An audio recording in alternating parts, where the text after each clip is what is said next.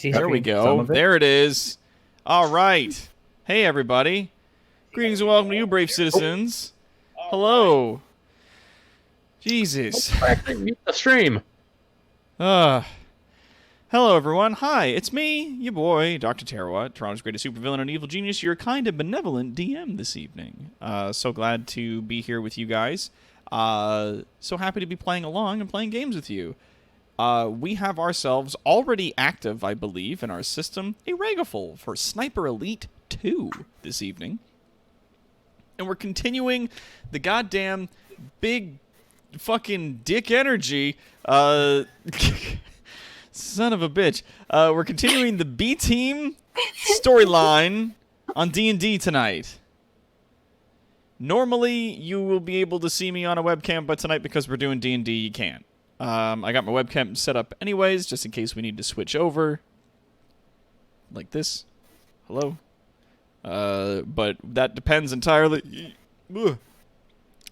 on whether or not we get some stuff. We may or may not be getting a surprise guest tonight. We'll see what's going on. I have not heard from this person.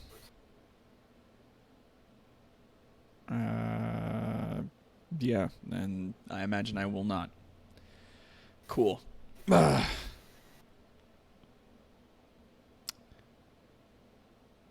you people. Anyway.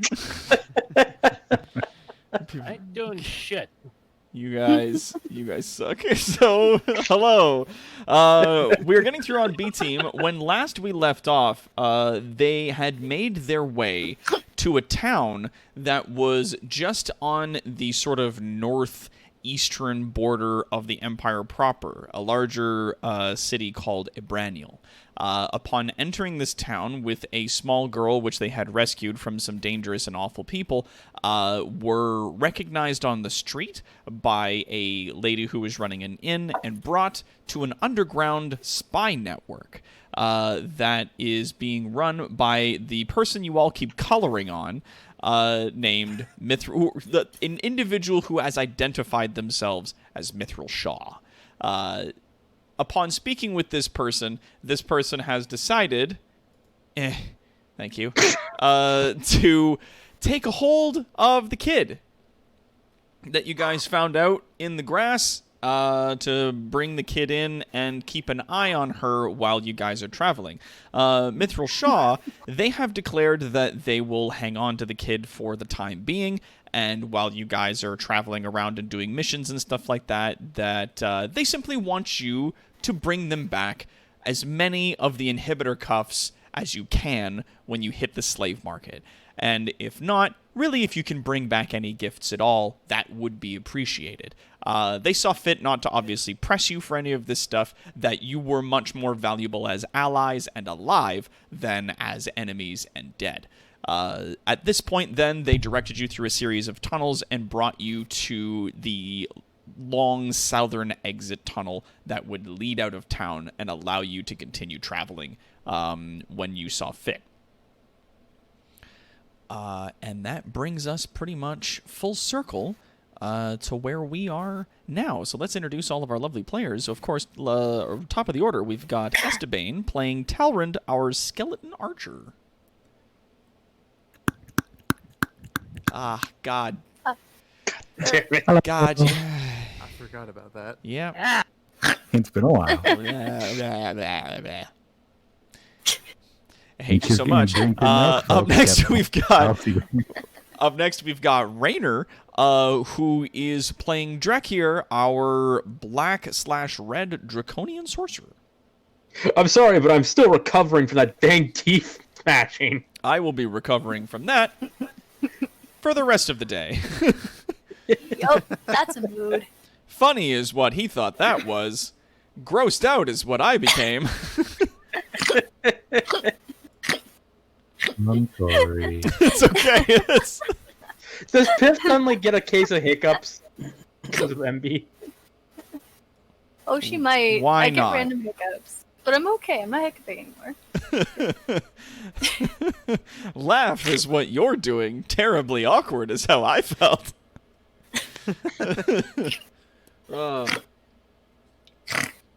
Nothing, Kara. Pay no attention to the man behind the curtain. Moving on. We have Keldaka Gray playing Snek, our kobold cleric. Snek will murder Umalaut. You may just get your chance at this point.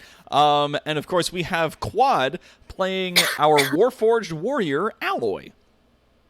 Hello. Help me. Uh-oh, somebody crank him up again. And up next we have Palanthir playing Caleb, our Air Genasi rogue.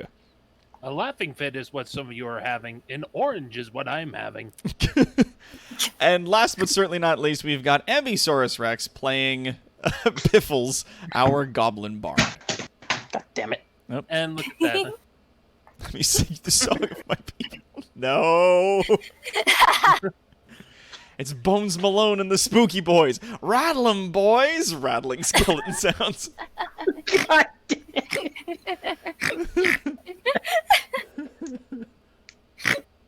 I want to get off Mr. Bones' wild ride. Who gave Alloy the sulfur hexafluoride? To make his voice all deep. Help me. Ugh. That was an excellent use of my time, and I'm not apologizing. That's totally fine. I just love... I'm still fucking cracking up over when we were doing VR earlier this week, and I'm standing there in the lobby, gazing up at the starry sky, and Quad's just... Space. like... I was like, God damn it!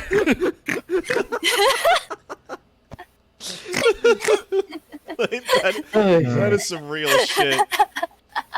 Oh, my I'm soul. gonna be very sparing with those that tonight. My mom's currently out, so I'm currently in charge of watching the dog, so I can't close my door, and any slamming of my desk chair causes my cousin's dog that I'm currently looking after to come rushing over. That is an unfortunate situation. Sorry to hear it. Well, then...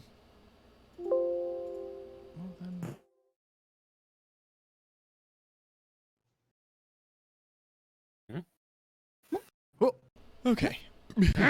It suddenly went very quiet. Yeah. When I put on certain voice mods, the smallest amount of ambient noise that's being heard in the background gets cut out, and the microphone's threshold changes, so it only picks up like certain volumes worth of stuff, which is cool. So, you guys find yourselves in this cavern. And the large iron grate that leads further into this mostly like dirt-hewn tunnel with like the odd struts to kind of keep it supported has been unlocked and has been left there. You guys may stay in and sort of camp in this area because at this point it is a little later in the day. It's kind of like the afternoon, and you guys can wait until nighttime and try to leave. Or you can wait until morning of the next day. It's entirely up to you. I'm up for leaving it during the night. Does anyone have complaints? I would say morning of the next day because usually guards transition in the morning where they're more tired, and then Ally can see. Yes, but we need we don't even want to be seen. And we all travel at night fairly well, with the exception of Alloy. And most humans. As long as someone is guiding the way, I can manage. I can totally sit on Alloy's head and just kind of be like left, right. Yeah, it's one thing trying to travel through a dark forest at night. It's a whole different affair and so much easier just traveling by the open fields at night. True. This is true. Okay. I'll vote night then. All right.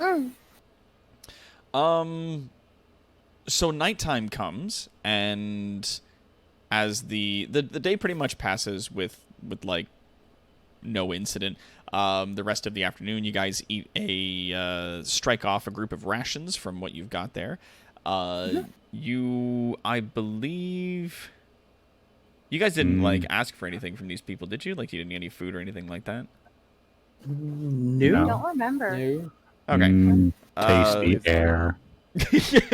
Like, but yeah, so those of you who do need to eat, strike off some rations from your sheets, and yeah, you guys have yourself, like, it is brought to your attention that it's probably a good idea to rest now if you're not going to be sleeping through the night. You do have pretty much half a day to do so until the sun is down. That way you're not taking penalties for being tired while you're traveling or fighting throughout the night. But it's going to be a long day tomorrow. The sun goes down, which kind of hard to tell where you are. But you kind of get like the gist of it, just judging by time passing. The tunnel that you're looking to through the large iron grate goes on for quite a while.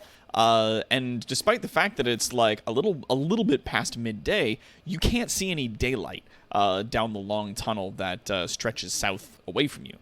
But when nighttime does roll around, you guys, I imagine, do you travel down the tunnel before you rest and wait for nighttime at the mouth of the tunnel, or do you wait in that area? I would say we should travel down most of the way and then wait a bit back from the mouth. But yeah. Okay. I agree with that. Yeah, close so enough that we can see daylight. deciding to travel, you guys head south down the tunnel, and it's actually quite a ways. Like, this tunnel goes on for almost like an hour's worth of walking. You're not moving at your top speed, obviously, because you're, kind of moving through a bit of rough terrain, but slowly, eventually, you do see a light at the end of the tunnel. And as you guys sort of approach it, you stay back a little bit of a ways from it, and then choose to sort of pseudo-make camp at that spot, choosing to rest in this place first, and then strike out after the sun has gone down. Once the sun has gone down, it's relatively smooth sailing. When you guys come out, as you exit the tunnel, looking around, you're just once again surrounded by these huge sort of rolling grassy fields. Looking north again, you do see the sort of like walls and gates and structures of Abraniel, but it is quite a ways off from where you were. So you are a good distance out of town. The tunnel that you were standing at the mouth of is small enough that characters like Alloy really do need to crouch in order to enter or exit, and the grass around the mouth of it is grown in such a way that really, if you weren't looking for it or you didn't know where it would be tremendously easy to miss. Like just by the natural geography, the mouth of this tunnel is very well hidden. Until Alloy came out of it, now it's just obvious. The grass is ruined. I'm sorry. Clunk, clunk, clunk. Clomp, clomp, clomp, clomp, clomp. But yeah, you guys make your way out and start heading south. The fields again are strikingly beautiful as you're moving out over the grass, and the large starry sky opens up above you as you continue to move along. It is still, for some of you, whether you choose or not, it is for some of you very awe-inspiring as you're moving through this open space, because the sky, in this particular case, touches the horizon. Whereas inside the Kingdom of Autometh, there is that little band where the sky sort of ends against the cavern walls before the ground. Where you can see, like in the very, very far distance, you can see the sort of walls of the massive cavern that you guys were living in. So yeah. Orange doesn't see much, apparently. And with a perception of 9, yeah, like it's a clear day, it's a clear night rather, like clear sky, so you're getting a lot of starlight, but it is a new moon at this point. So it is pretty dark for the both of you. Also a 9. Hey, Enby, got an 18 on perception. Pickles You never knows perceive exactly shit. what nobody else does. I Light's actually neck with a rolled 22! disadvantage since I Snack see sees everything. Doc, Nick's paranoid. Tip, tip. Tell me what's edible. No. As you're traveling along, there's just Everything. grass and the occasional wildflowers that you come across, like pretty much the same as when you initially entered the kingdom to the northern edge of it along the edge of the woods. It is very similar. After a good couple of hours traveling along, like, there's not much to see, thankfully. Some party members, like Aloy, Drakir, and Esteban, are perhaps a little distracted by how large and vast the starry sky is. How much clearer it is visible here in person than it is through the enchanted ceiling of the caverns of Autometh.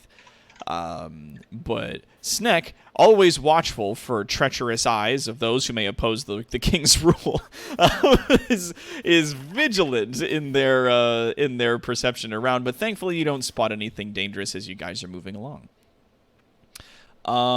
Piff, you say you are looking for things that are edible. You find the occasional wildflower in the I'm fields. just gonna start. You just gonna putting start them in the buckets eating again flowers. and eating them. Yeah, You're- because I was eating flowers before. You Now I'm have a eating flowers breath again. like potpourri. Better It than is- most goblins, then. Yeah, it is interesting and strange in that you're definitely experiencing something altogether unfamiliar to most goblins, and that you have surprisingly good breath. Yeah. Because you off the people that rolled too bad have seen the sky before. Yeah. Yeah, of the 3 people that rolled poorly, 2 of them are from here. So Tolerant and Aura are like, it's the sky. it Oh, was no. me. Yeah, maybe I that's don't why know you're all distracted the by it more, sky because as you're, well. you know, it's seeing something familiar. Either that or because the others are so wide-eyed over the sky, they're just super observant of everything. Oh, maybe. Well, Caleb would have seen it before. Who's to say? Let's. I gotta do it. I gotta do it in like jumps. Oh, that's snack. There we go. All right, so there we go. So you guys are heading south out of Abraniel, which what puts point you are we at? right about here. That's about where you guys are. And then traveling south through the night had you come to this large road. As day starts to break, you guys see clearly that there is like, just like, you know, the sun comes up. It looks wonderful. Everything is just crazy beautiful. And okay, now we gotta move you back. There we go. It's just fucking gorgeous out here. And some may feel that it's almost unfair, in that this is the kind of world that these people get to experience, but they only get to experience it through the oppression of others.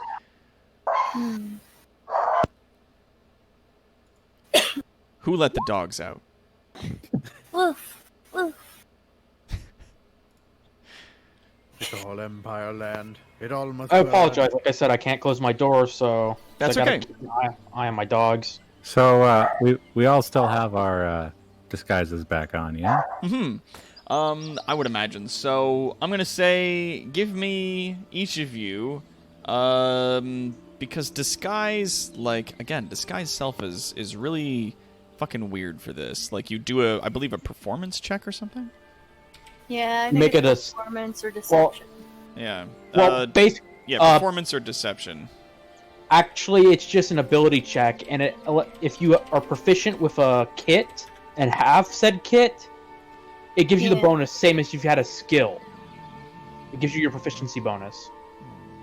Even for people not really trying to disguise themselves, just hide themselves. Yeah. Well, Yeah, if you're how does using this a skill check disguise- work?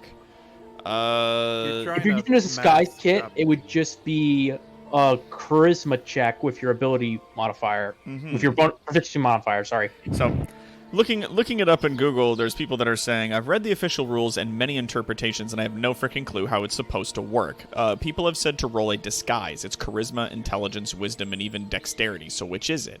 I'm playing a bard who's good at all 4 of those things, but I still gotta know which one to use. Is it supposed to be any of them? Because it depends on the situation, or is it really one that it's supposed to be? Yeah, like, and then they're like, proficiency with a disguise kit lets you add your proficiency bonus to any ability checks you make to create a visual disguise.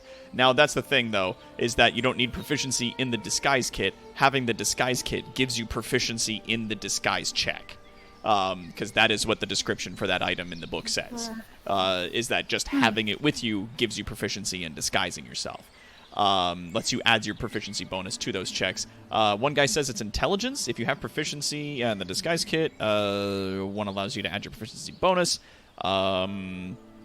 Yeah. So the DM might call for an intelligence check when you try to accomplish tasks like the following: communicate with a creature without using words, estimate the value of a proficiency item, pull together a disguise to pass as a city guard. Which is, like...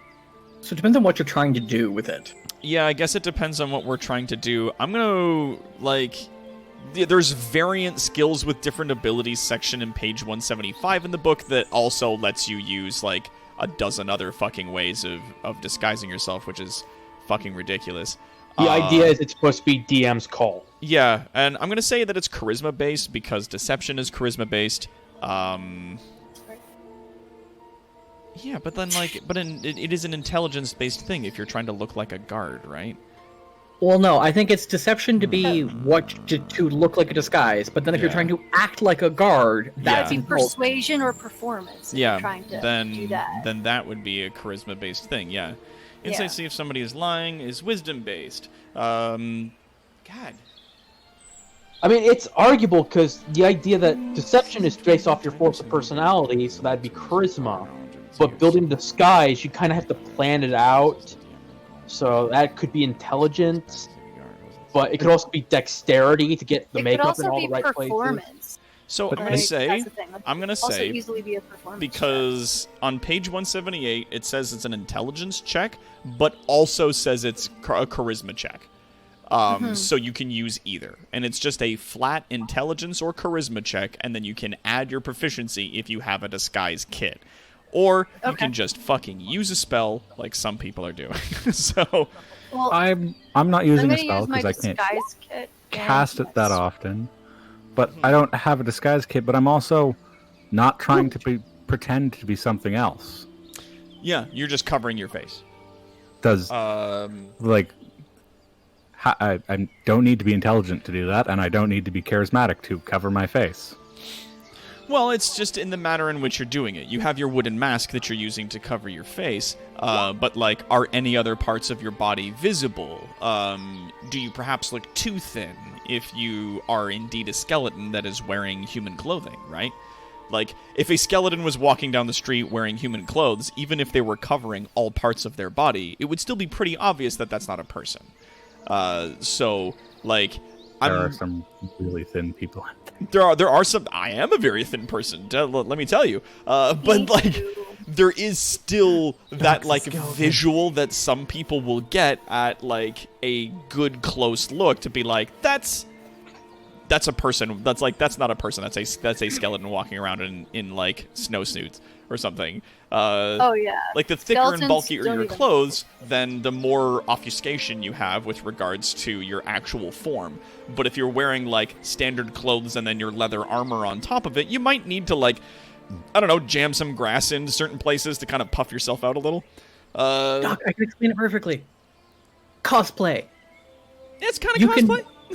Intelligence is making a really, really, really awesome cosplay outfit. Charisma is when you walk like, Christ. Act the character. When you act the character. Yeah. So either one of those adds to the cosplay. If you then are trying to convince someone else you are actually that person, that's where deception comes in your charisma roll. yeah, Clay, it's like, you don't need to be intelligent to wear a mask. Oh, wait. It's today's climate right now. Whoop. Who's got the best intelligence check? Yeah, so Me. if anybody wants to do, an intelligence of 10, so, like, Alloy, you wrap your scarf around yourself well enough that, like, it looks like a bulky guy wearing big armor, and then you have scarves covering the last few pieces of you that might be poking out. Like, it's not terribly hard. Piffles, 20 in charisma, easy. Acolyte's neck, 20 in charisma, easy. Like, you guys, tucked your ears and stuff like that into certain places. In this particular case, Sneck, are you still doing... You already rolled for it.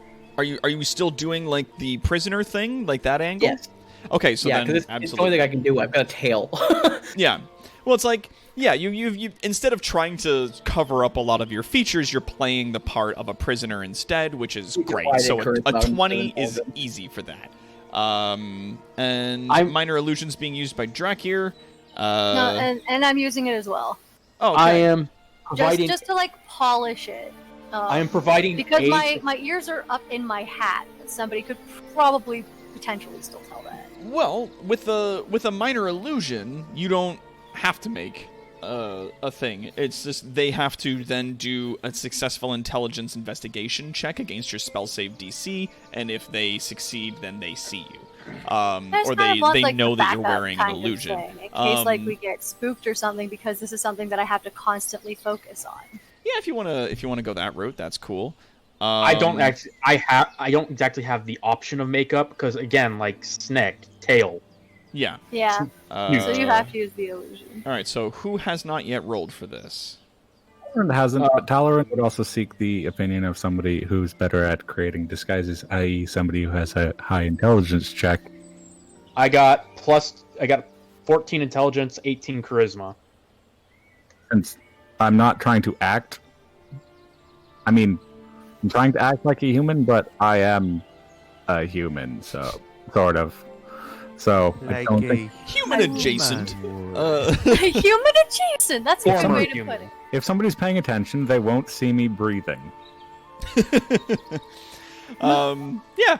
So you turn to, I guess, Drakir and are like, what am I missing? Like, what do I need to do to kind of jazz up a little bit? And Drakir, do you assist? I do. Yeah, so then I'm gonna say, fucking Talrand, roll either intelligence or charisma, whichever one for you is higher, with advantage. There, fear. Oh, 11. So yeah, no, like you get your mask on, like you cover up all your joints and everything like that, so no bones are sticking out anywhere in particular. And you kind of figured like some of your traveling equipment, like whatnot, could be used to kind of pad out certain areas around the torso and like maybe around the shoulders a little bit. And if you walk this way, then it won't look obvious that it's a skeleton. I have beef jerky rammed up my sleeves. Look at all this flesh I have. Shakes arm, jerky falls out. Look how I'm so alive. Look at all this flesh I've got. Halfling jerky tumbles onto the dirt. I do not have halfling jerky. Excuse me. Plan B! Unleash the bees! Oh yeah. I do kind of want to get a beehive. Tries to muffle buzzing sound. What's that? He needed a Don't worry about it. heartbeat, damn it! So I gave him an angry one. She attached an angry one in there. Unfortunately, she tapped the queen. They built a nest. I now have a bee chest. It's our secret My weapon. chest is size B. I see you have chosen the bees. The B team and our secret weapon, bees. Bees! You gotta fight the ranger. Ah, I see you've chosen the bees. Like what? That's usually the druids. No, the ranger did it They this have time. chosen the bees! Bees! Bees! Bees! And he's just walking towards them. The rest of the party chanting bees. Greater confusion looks upon their face. the guy that you're gonna go fight sweating profusely. And just as I get Someone- close, he's like, okay, I'm gonna try and stab him. Stabs me right in the chest. That was not a there good we go. choice. You've made a mistake. The bees are now angry. Excuse me? You have chosen. 2 and 1 and 2 and 2. That's okay, Kaldaka. Just like adjust your character sheet whenever you need, and Yeah, I did. go I from there. added the one extra So- point. I'm like, oh look, that's a whole extra spell slot I didn't know I had. You guys are doing great. Like you generally pass, even at like medium to close distance. Most of you absolutely pass as either kids or prisoners or members of the Empire who are just gruff and tumble adventuring folk. As you continue to head south throughout the mid of the day, you do eventually come across a large path moving east to west. However, it seems... Actually, you know what? If anybody wants to sort of, like... Well, you guys gave me a perception earlier, and I'm going to say that I'm gonna let these ones roll as you guys are continuing to travel throughout the day. That... For the most of you, it's a pretty wide, like we're talking like 4-lane highway almost wide, dirt road. There is like a bit of a mixture. Like there was at one point, you can definitely see stonework put into it, like the Roman cobblestone roads from back in the day, but it has definitely fallen to a great deal of disuse. Piffles and Sneck can both see that this road hasn't been traveled in quite some time. That it's been a good couple years, if not more, since anyone has traveled this path. Though that being said, both Piffles and Sneck do spot a little ways off a sort of covered caravan that appears to have stopped, and there's just a few people kind of standing around as somebody's like petting the horses that are out front and feeding them. It seems that though they've taken a break from wherever they're traveling. They see you as you guys are traveling sort of perpendicular to them across the road, but one of them just kind of waves. They don't call out to you. There are people with a wagon over Talrand there. immediately tries to get a better look. Yeah, if Talrand, if you want to try to get a better look at them, you can roll another perception. A 22. So Damn. there it is. Only slightly better. Yeah, it's a lot brighter today than you think you're used to, Drakir. You're not exactly sure what it is. Maybe there's some dirt in your eye. But you see people, definitely, as they're pointed out, you see them over there. They're I'm like... distracted trying to keep my spell up. Yeah, they're like maybe 100 yards from where you're standing. Esteban, with a 22 in perception, what are you looking for specifically? Trying to see if I can, like, any identifying marks, whether or not I can make out the contents of their carriage, that sort of thing. The back of the covered carriage, as you sort of squint in a manner that you possibly could, because your head is a skull, but, like, sort of focusing your perception in more, you do see that in the covered wagon, there's a lot of furniture. And with a 22 in perception, some of that furniture has definitely seen better days. A lot of it is like haggard, some of it's damaged, but it's all been hastily thrown in the back of this wagon and wrapped up. There also appears to be sort of attached to even the sides of the horses that are pulling the wagon, additional saddlebags with things like grain and other supplies sort of hastily sort of strapped and tied onto them. Is there anything else you're looking for?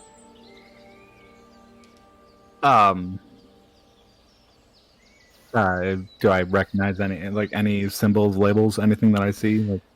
Well, the two people that you can see, there is a woman who's standing in front of the horses who's feeding them oats, and the woman appears to be an elf.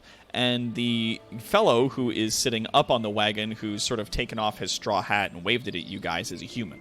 And of the two of them, they both appear to be wearing, like, simple peasant clothes. They might be farmers. It's hard to tell. You can tell a little bit more just by the way the human looks that he definitely works outside a lot, so it's very likely that he is a farmer of some kind. What he farms is hard to tell. The wagon itself does not carry any major markings, but they do seem to have a lot of supplies on them.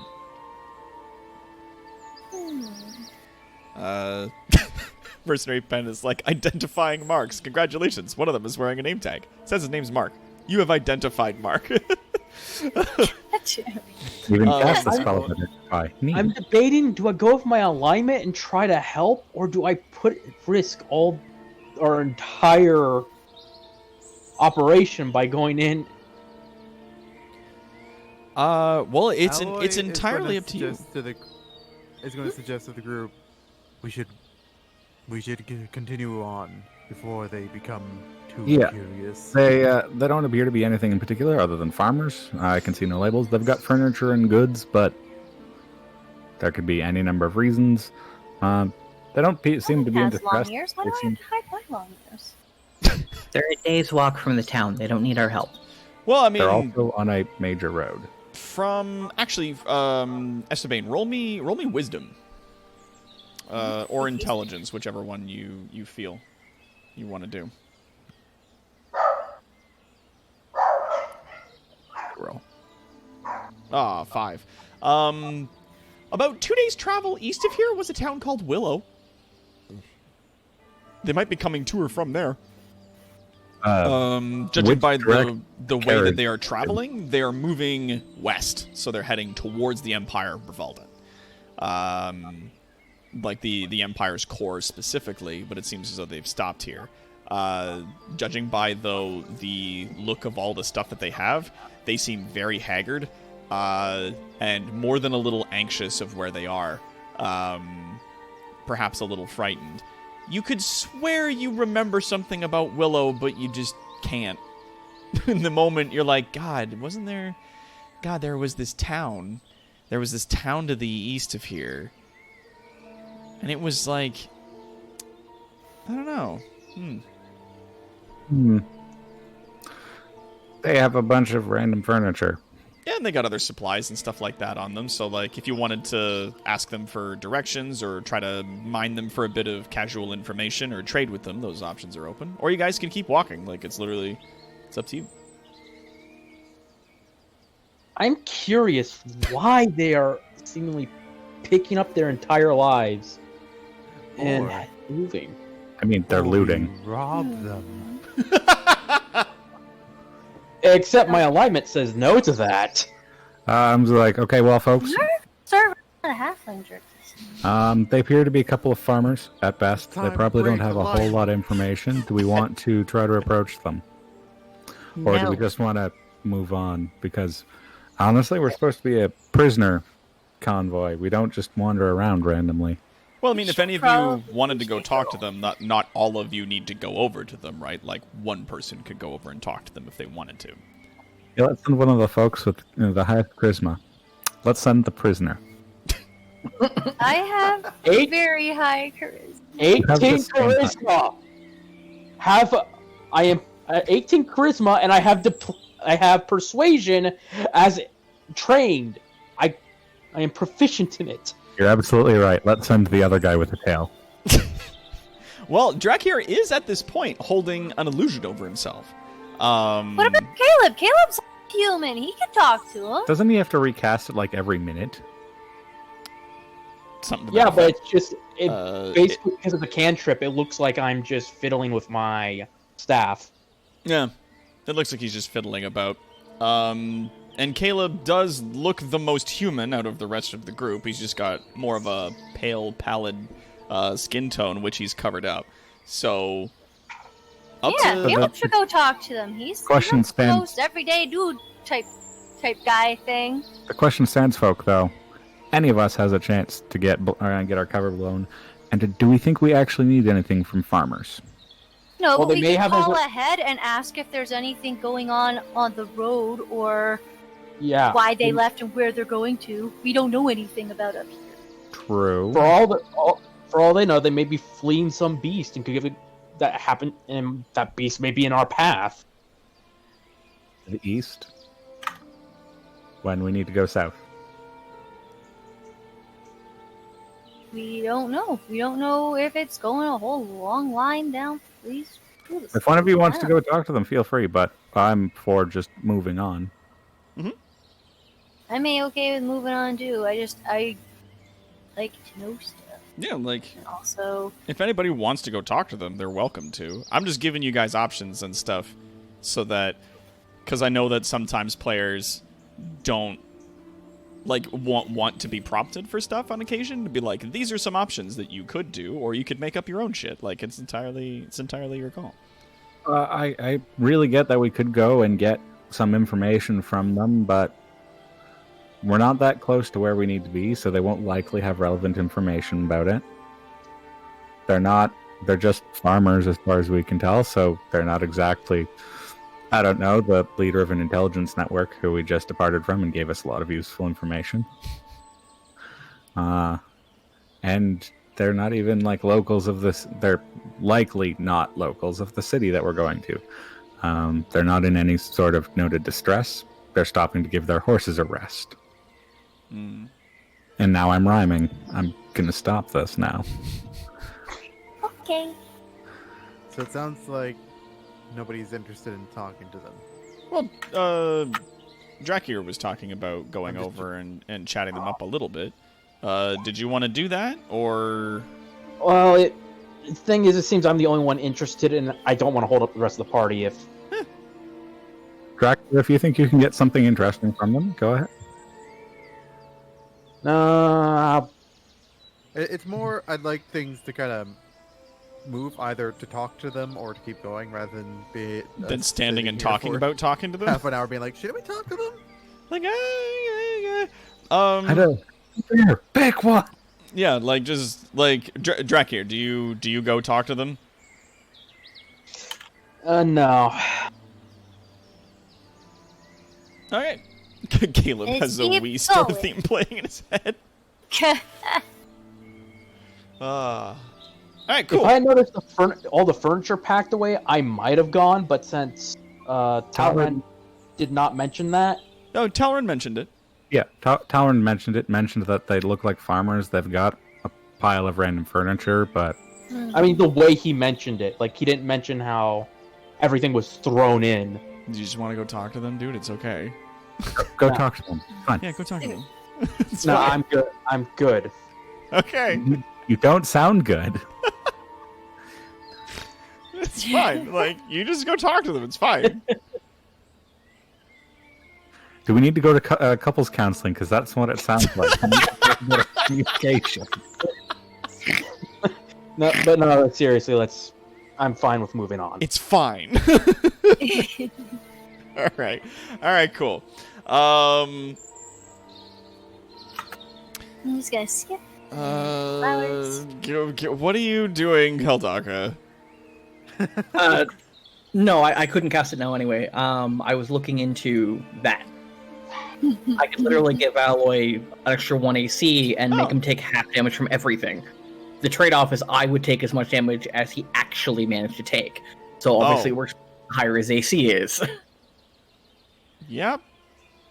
That's true, yeah, because even if he does get hit and only takes half damage, you take damage still. The same amount, but I can heal myself pretty easily. Yeah, so the half damage that he was supposed to take gets shrugged off to you instead, and then you get beat the fuck up. So that's not... Yeah, that works better if he has a higher AC, for sure. Yeah. Also, if you do decide to get the spell, though, tell us where you get your material components. Well, we would. That's what I'm saying is I can't cast it now, anyways, because we'd have to wait to get to somewhere where I could purchase A pair of platinum rings. I was about to say, no, seriously. The reason why is because Shaman is looking for a platinum ring. This is She is. true. If you find a place that's selling those, buy at least one. Yeah. Fair enough. And apparently they're only like 25 GPE. That sounds pretty cheap. Yeah. You gotta get 2 platinum rings worth at least 50 gold apiece. The ones that that he's looking for are like only need to be worth at least 25. So the cheaper ones Shaman could use, but you guys, you It's a guys very strong higher spell. quality in order to do these. Yeah. So, so you guys are good. You guys wave back to them casually, and then continue traveling south. As you guys are traveling along, like once again, it's a lovely day, and the rest of the day passes relatively without incident. Too lovely. It's a little too raff. you guys make your way along, and the sun begins to set. Where do you guys look to camp? Nice little hidden nook as best we can find. Yeah. I'm just gonna be in awe of the sunset because horizon. Yeah, like, this is a thing that you guys don't get to experience very often, is when the sun actually touches the horizon, and, like, just how vibrant it gets in those moments. Just turns into a smoldering ball. Oh, when we set up camp, I am setting up my tent because I don't want to be out in the open when my spell drops while sleeping. Oh, yeah. It's probably a good call.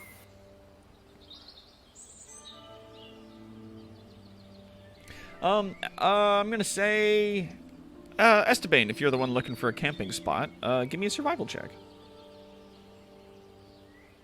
Acolyte's Neck dislikes the sunset. With a 16, like, the hills in this particular area are getting smaller. Like, they're not as rolly and hilly as they were on the northern side of the Empire. And yeah, it gets a little bit harder, but you do find an area with some tall grass and flowers and things like that that kind of come up to almost your chest height. So it's a good enough spot for you guys to, like, lay down and become less visible during the evening, for those of you that do sleep. As the night passes, What is sleep? for those of you who do eat, again, remove more rations from your sheets, and the next day comes about and is, yeah, like, the night passed without any incident, and the next day comes along relatively well.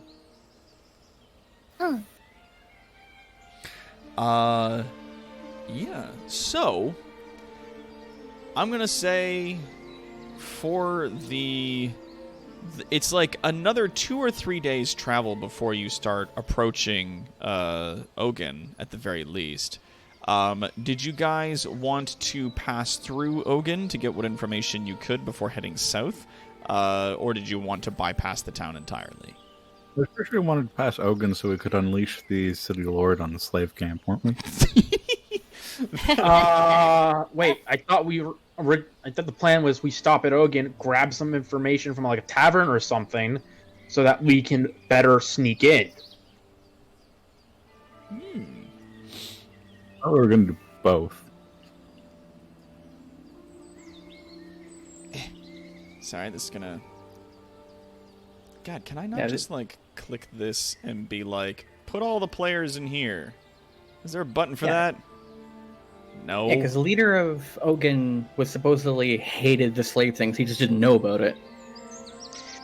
Yes, but the question is, Oh, cool. what is he going to do with the slaves? Okay. He supposedly hates slaving. Period. Yeah, but he He's may not- also hate the fact that they're monsters and may outright slaughter them. Oh, hi, Shaman. How's it going? Yeah, there we go. Hey, Shaman, what?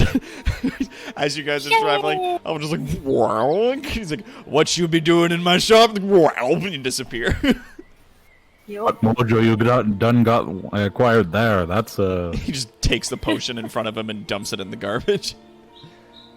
And then it just starts cursing goblins. Cause And there's also the Be thing that we drinking too might want much. to do some shopping in Ogun, because I'm out of travel rations, and we're not going to have a chance to stop for a bit after the whole raid.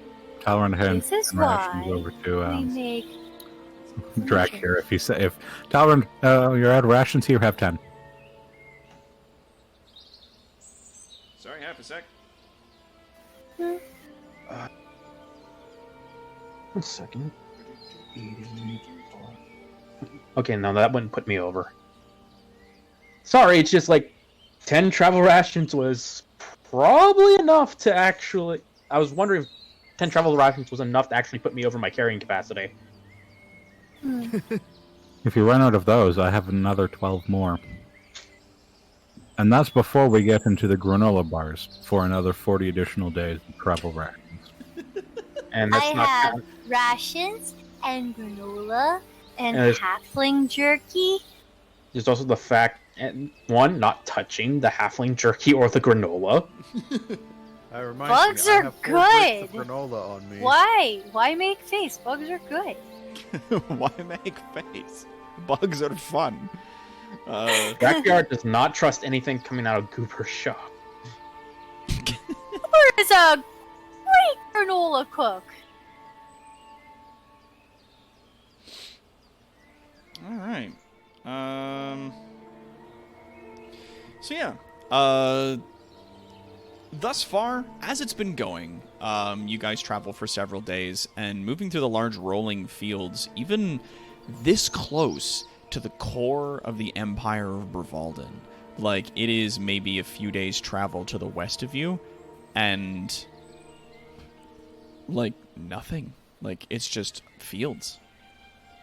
Occasionally you see, like, you know, small dirt paths that might be able to travel a single wagon on them, and you see, like, small collections of huts as you travel by. Like, there's, like, occasionally, like, these little tiny burgs of a few houses with some farming fields and stuff around them, but you steer clear enough that none of these people really not only see you or notice you traveling by, but if they do see you, they see you at quite a distance, and it goes along pretty well. Now, There are like still trees around, right? very occasionally you will see trees. Like, you do see them, but they're not often. I don't know how these people are cooking their food. How indeed. Eventually, as you guys are traveling, you do suddenly notice how the grass almost stops, not abruptly, but the land kind of stops and turns into a cracked red wasteland. Get your ass to Mars. Get your ass to Maz. But yeah, so as you guys are moving along, suddenly the grass kind of gives way for a bit to some of the just dirt for a bit, and the dirt eventually starts turning this red, cracked clay. Drakyar's trying to Detect more magic. fuckery. You know what? Roll me Arcana.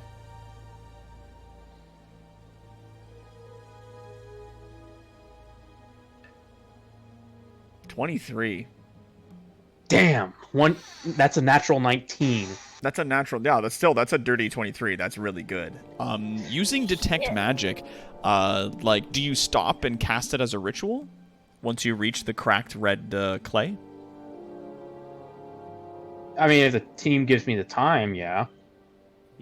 Yeah, so like as the ground turns into dirt and the grass kind of stops growing, and then eventually about 30 minutes to a couple of hours later, the dirt slowly turns to this cracked red mud.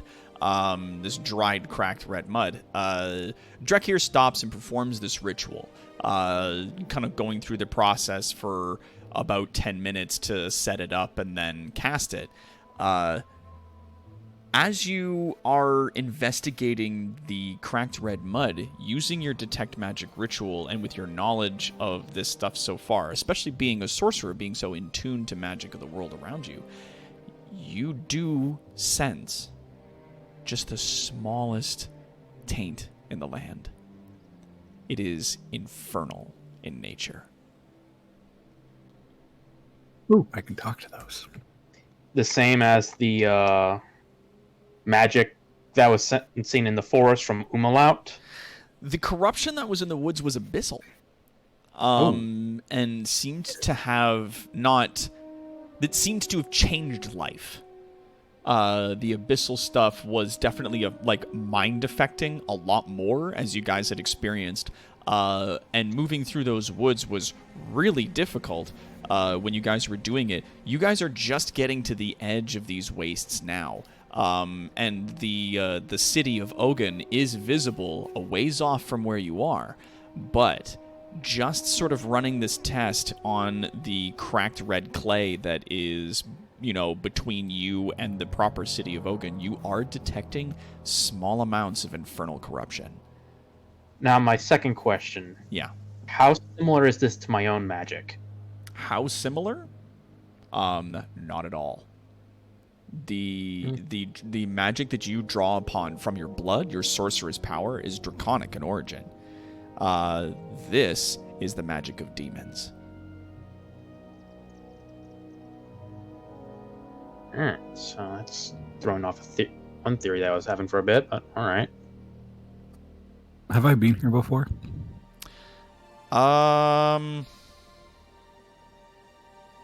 To Ogun specifically, you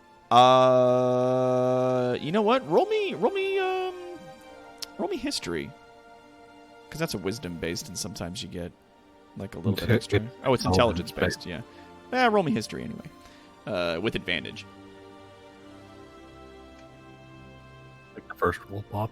Dope. So with an 18, you vaguely remember this place. Yeah, you have been here a long time ago. I have not read about this in a book. Yeah, like, you have heard of the name of Ogun, and Drekir, you know that this is a town of adventurers who adventure into the ruins of Oron, which was once another kingdom that exists in the southeastern corner of this continent. But seems to have vanished into whatever this red wasteland is.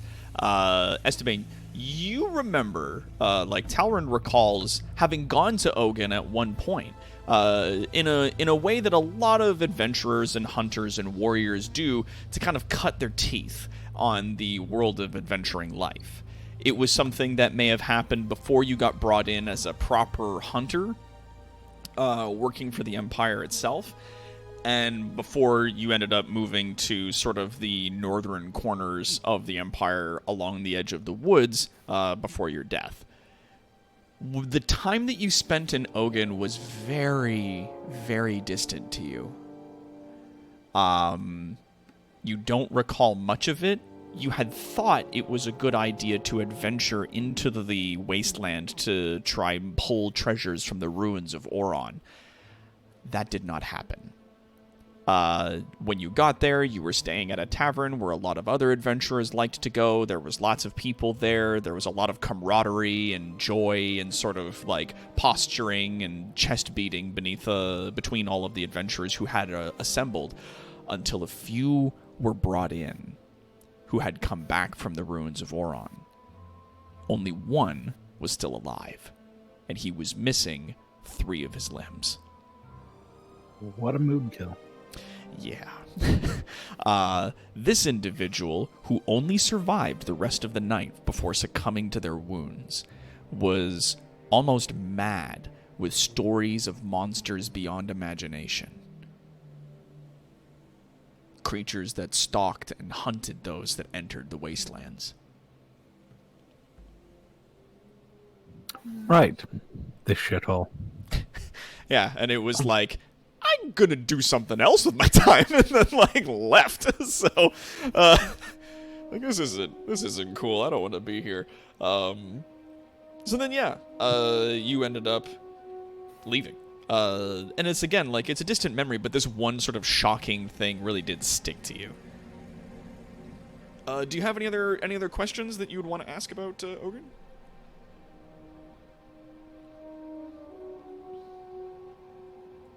I mean, potential persons of import, it's been a lot of years, but there's, if there's any potentially long-lived races that I knew in the city. Yeah, the Lord Calendros is definitely a name that is distant to you, and you're not sure if it's maybe because that person wasn't in charge when you were alive, or if maybe they were and you just can't remember. Maybe that's one of the parts of your memory that you lost during the transition to undeath. But you do know that the law enforcement in Ogun is kind of lax. There are a lot of adventuring folk that come in and out of this place, so it's a bit of a mercenary town. It's very Mos Eisley in that it's a lot of, sort of rough and tumble people coming and going from this place. So there are guards, but they really only get involved in shit or give a fuck about anything when things get particularly violent or bad.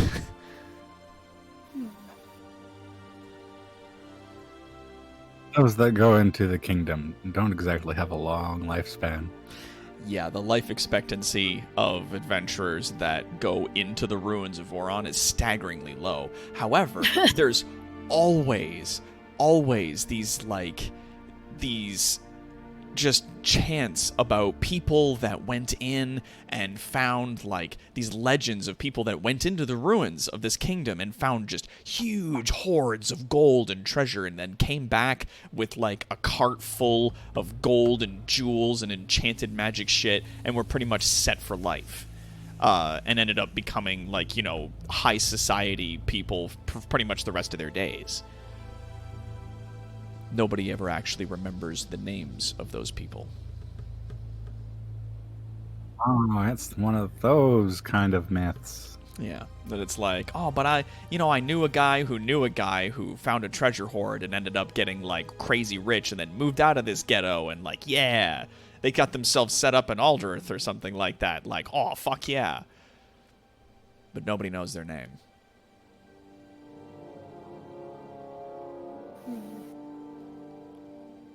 Oh, well, I would like to recommend caution going forward. Why? I believe we are entering the domain of another Underlord. What? Can we kill it?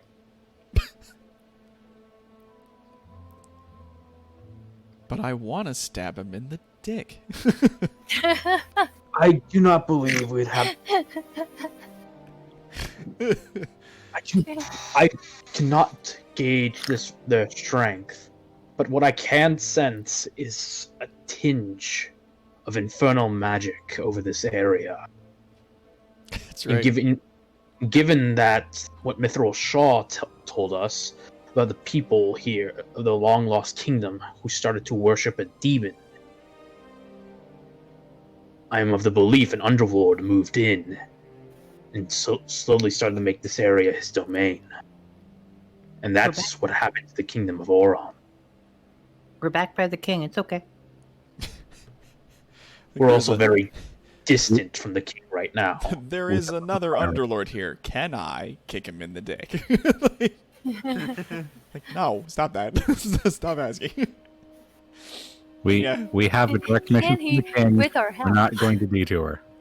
And Kalendros is correct. Yeah, play the lottery. Ticket costs your life, and the house always wins. But we want to kick him in the tit. Kick him in the tits.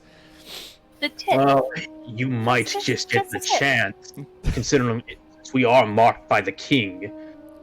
Entering his domain, we're going to shine brighter than We're edging torch. around his domain. Mm-hmm. We should investigate so the king knows who he has to subject. Yes, after our mission. I get the feeling he's going to come to us rather than the other way around. Okay, so we can tell him about the greatness of the king when he comes. Let's go. All right. So you guys head into the, like, as you guys are moving across sort of the red caked clay of this this haunted wasteland. It definitely looks like it gets more intense the further in you go, but right on pretty much the edge of this wasteland, you guys make your way to the city of Ogan. This mercenary town, as you guys approach the walls, is thankfully a great deal. Like, there's a lot of hustle and bustle. There's lots of people running around, and from the looks of it, it just there is, like, obviously the guards that are standing in there wearing their plate armor and sort of loose-fitting cotton clothes underneath to help keep themselves cool because it's oppressively hot in this area. There are children sort of running through the streets, but they don't wear a whole lot other than, like, you know, basic loincloths and stuff. There's a lot of poor people in the areas that are closest down. There's a large red rock outcropping that comes up in the sort of back area, and the buildings, as you can clearly see, get nicer and nicer as they go up to a large stone structure that sits at its top. This is certainly not a kingdom by any stretch, but it is a large town that has a pretty solid divide between the poor and the rich, even though it's not that large and it appears to be kind of in its own space. Let me see if I can find some good music here for you guys. Yeah. So long as we don't run into any street rats talking about showing us a new world.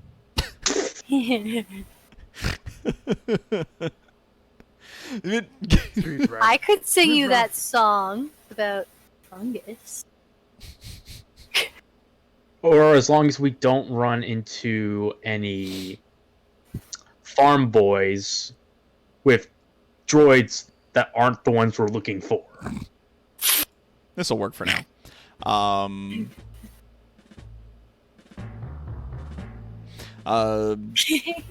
God, that's very intense. It is. What about Gerudo Uh, Valley? Let's try this one because I don't have that one in my group. There you go. That's a drastic change. Yeah, I was like, it's not that serious yet. Like this is not Fuck. Pirate Fortress serious. But it's not Romani Ranch laid back. This is Clocktown theme middle. Like Wow. this is second day Clocktown theme in the middle. But yeah, as you guys make your way into the town proper, like it is immediately hustling and bustling. There's lots of people moving about in the areas. Oh, we really cannot be in a crowd. Well, and Actually, a that's the crowd thing. might be a better place. Yes, because somebody will not immediately trip over your non-existent tail. Or hear Alloy clicking. It's invisible. It's not gone. I can And- wrap it around my body. There you go. Like, just tuck it up over your shoulder like a backpack. Does your tail hang low? Can it flick to and To and fro? fro. No. You throw it over your shoulder. Like a Continental Soldier. Whoops. Anyways, Anyhow, Anyway. so as you guys are traveling into the town proper, like there's a lot of people sort of hustle and bustle moving around. You know what I'm gonna do? I'm gonna add this to it. Does that? No, hold What on. happened? Let's try this. Yeah, cause like my market sounds, it says are like yes. Great, I got 1 second. I gotta reboot this thing. Page. That's what are we okay. doing here? So, yeah, up in the top corner, I have also just noticed that there is a man throwing another man off of the top of the thing. And yeah, you know what? As you guys reach the gates, the guards, because you guys are still wearing your disguises, the two guards that are standing at either side of the large, sort of tan stone gates, sort of, verging on the color of red, way at the top of those structures, at the very tip top there on that balcony, you see a man throw another man off. And you hear that distant "Ah!" as the guy careens off and then whoop poof hits the ground. No one reacts. Everybody in the town is just kind of standing there and just going about their business. And yeah, it's pretty much is what it is. A lot of people moving around through the markets, a lot of people talking with each other, sort of trading things. There's a few little stalls open where people are trading small amounts of food. A lot of it is breads and meats and cheeses. There are a few vegetable and fruit carts, but they're extremely sparse, and some of the food that's in them doesn't look terribly edible. He threw off the Emperor's Groove. I'm sorry. Ah, damn it! You didn't do it. Dang it, Andy. Yeah, Yep. and then as you're I heading threw up off there the later on, Emperor's you see him Groove. attached to a pole. Don't throw off the Emperor's Groove. Groove. See what- Start with a drawing of someone getting thrown off a let's try balcony, this. and now we've mixed in the Emperor's New Groove. There we go. That works. Are we going to That's find my out artistic Calandros is just like contribution to this Cusco? campaign. So yeah. Okay, Andros is a llama. Llama face. So yeah, amidst all the hustle and bustle, you guys find that you can get just inside the gates, and not a lot of people are looking at you. They're all really just kind of maintaining their own business and keeping to themselves. There are, surprisingly enough, a lot of other adventurers walking the streets in small groups, much like yourselves. Some of them occasionally have prisoners. None of them, though, of the prisoners that they have, are non-Empire races. So you see them occasionally, you see a group of 5 or 6 adventurers moving a person along in manacles, but that person's usually like a human or an elf or a dwarf. And yeah, as you guys are kind of standing there, not a lot of people are paying you attention because a lot of the other adventurer groups that you see are dressed very similarly to you. They have face coverings on, they have a lot of scarves going, there's like, you know, usual accoutrement. Because most people like being able to take off their skin if something spits acid on their face. Yeah. With that 8 in perception round roll, I guess what I was trying to do was see if I overhear any useful information. I'm guessing I don't. I mean, interesting information. Okay, so you're with an 8 in perception, you're just trying to overhear like anything. Yeah, just like eavesdrop anything that might be interesting that we might like to know. Yeah. As you are sort of standing about in like the hustle and bustle, I listen stuff too. you're gonna try to listen? Sure. Yeah. Is anybody else kind of just gonna see what they pick up from the noise? No, ignore that. No. Piffles, even though your ears are kind of tucked in under your hat, you do hear a conversation of some of the adventurers say that they're going to go to the Dragon's Maw, which appears to be a tavern of some kind, where which is like almost a hub for a lot of the adventuring folk that come into the town that are looking to perhaps make an adventure or some kind of run into the wastes.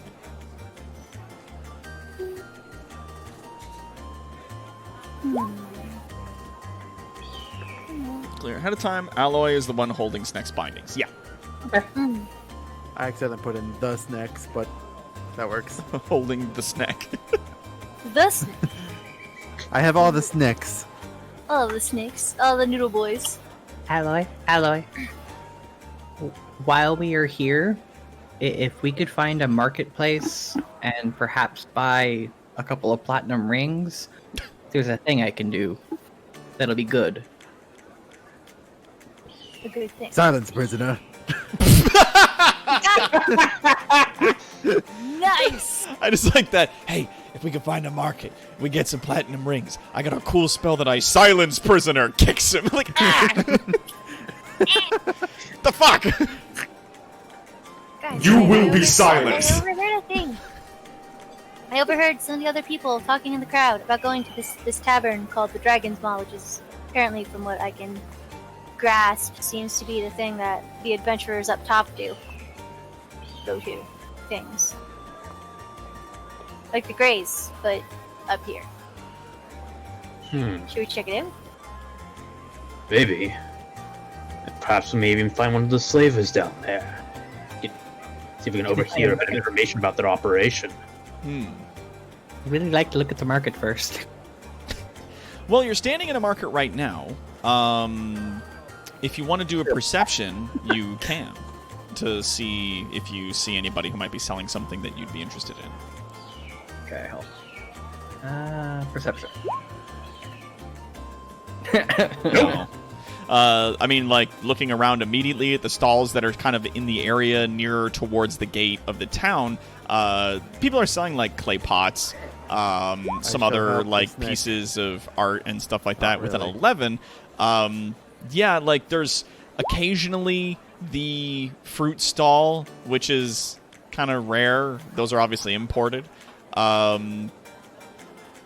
Yeah, and you just, it's like, you know, these people are selling silks, those people are selling clay pots and other finery, those guys have, like, some wood carvings, there's bread, there's meat, there's cheese, There's a lot of people kind of like moving around. There's a lot of people and a lot of noise, so it's definitely hard to tell if anybody would be selling anything quite like that.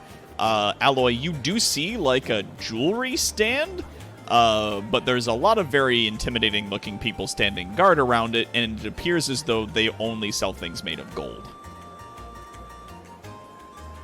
Cheese! Cheese for everyone! You guys know what that for? I don't find what he's looking for either. No.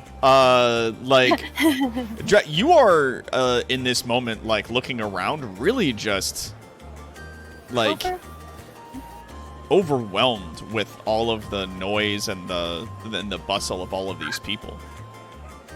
I will point to the gold Autumn, that's stand. the biggest town Be I'm like, familiar with. This one.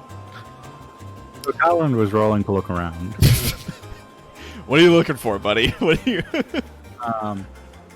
Largely, I was trying to take stock of the Everything. stalls, but in particular, I was looking for like anything that, well, tailored to rangers. You don't immediately from this area see anything, but you do sort of like down near the end of the street, considerably further into town, you do see a sign hanging in front of a building that has a sword and a bow on it.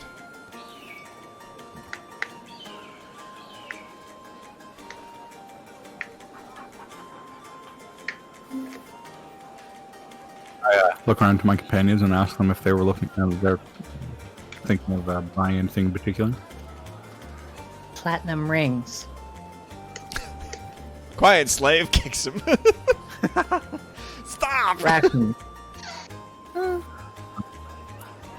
We should just get the intel and get out of here as fast as we can. There's a lot of people in here. I don't know how long a lot of our stuff is gonna hold up.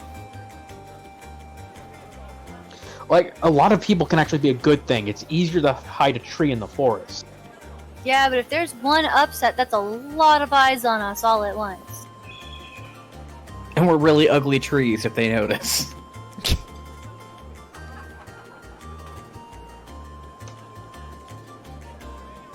So, what do we want to do for a plan? Do we want to like go to the bar and ask if there's any good way to get in contact with the Lord?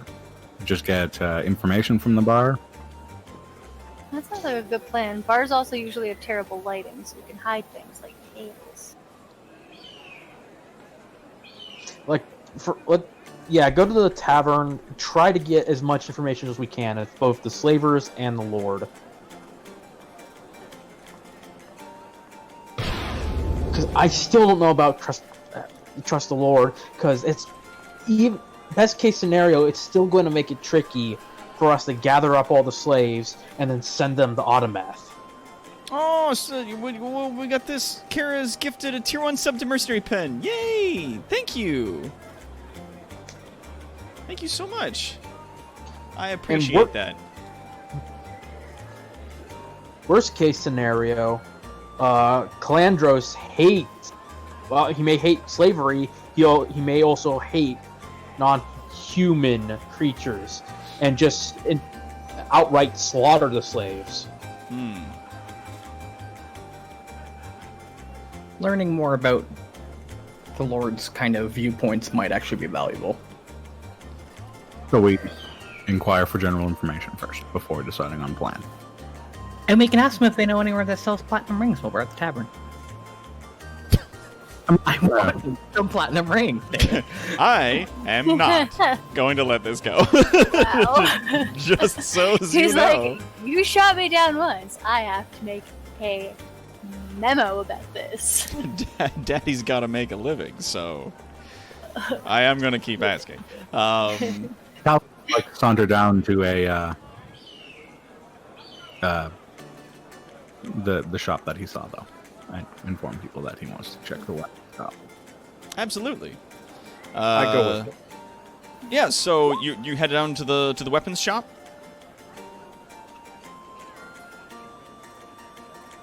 Just want to double check. You're Esteban, you said you're heading to the weapons shop. Excellent. All right. And I'm going with him. Okay. I'll tag along with Halrin too. Um. Oh wait, who's going? Wait. No. So people are going to the weapon shop and to where? I'm confused. Talran's going to a weapon shop. He saw that look for some ranger gear. I'm going with him just in case he finds something he wants to buy. I can help him haggle. And we're not Ah. going to pretty. And then sorry, what? Where's Yeah, Talon wanted to do this, Pete? and so Drake here and Envy want to come along, or Piffles want to come along. Pete. Okay. Whether or not the rest of you would follow along, as we are an adventuring group, or if you guys wanted to go to the bar first. I'm kind of stuck going wherever Aloy goes. He's holding the rope that my hands pretend to be tied up in. Quite Would it be literally better if we holding your stayed- rope. All sticking together. Yes. It would be better probably if we all stuck together. Yes. Let's not Yes, split we- the party. Yeah. Well, we're not in a dungeon. If we get seen, the entire city becomes a dungeon. Well, exactly. That's like I'm like, let's get our information and get it. Or, Ah, yes. Yes. Perfect. Perfect. All right. Yeah. Like Alley, because it's not any less dangerous than walking the main roads for us. Let's go like that, and let's go like that. So, you guys make your way down the street, and you easily enough, like, my way down, down, find down. your way into the shop that's down there, and I'm just gonna make use of an older thing. I'm gonna put you guys not in there. I'll put you in here. oh, that's a there you cute go. shop though. Yeah. Oh, that's Goobers. There we go. Oh, There we there's go. Tooth and We'll use this one for now, because I don't have like a whole ton of extra stuff for that. Default blacksmith. Yeah, default blacksmith town. So you guys make Not it into the adventuring sort of room. That's down surprising there. that Tooth and Claw are here. Yeah, well, maybe shut the fuck up. God, I'm just gonna move them over there. There you go. Ah, look, they disappeared. So you Bye, guys. Mr. as you guys Rats. make your way down the street, you come into the shop, and walking in, you see like a collection of a lot of adventuring gear sort of stacked on the walls. There's no smithy or anything like that in here, but there is definitely like a reddish light, not only coming from the lanterns, but also the dirt on the floor is still that same like red clay.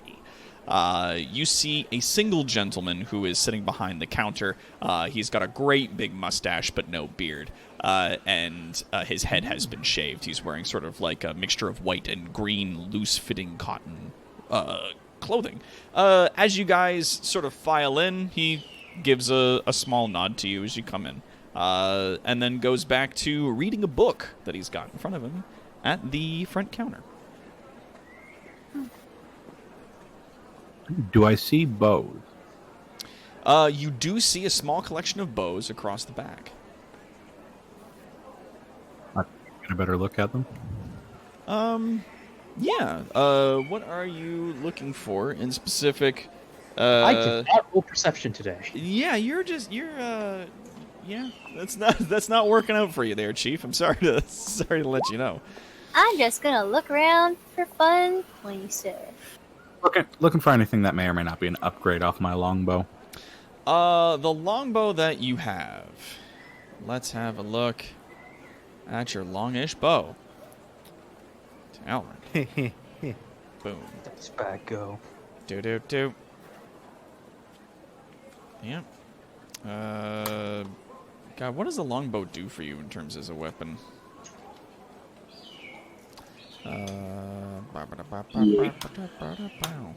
Yeah. Yeah. Okay. The way the day's been going, I'm half tempted to bust out a freaking dice bag Let's see here. and try to find some way to force dice cam. That would be a lot of work. Yep. At least it could be.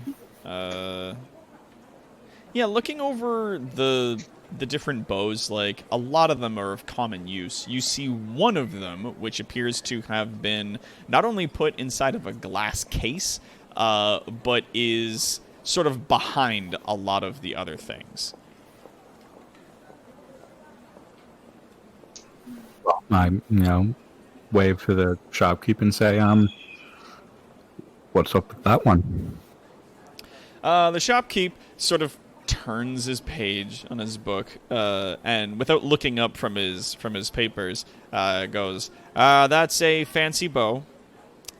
Some say it is a blood drinker's vicious bow," and he, with one of his free hands, kind of does a little jazz hand in the air, like definitely something that people talk fancy about, but he could really care less, and. Yeah, and he just goes, yeah, it's a fancier bow, vicious bow. They say it drinks the blood of those it kills or something. I don't know.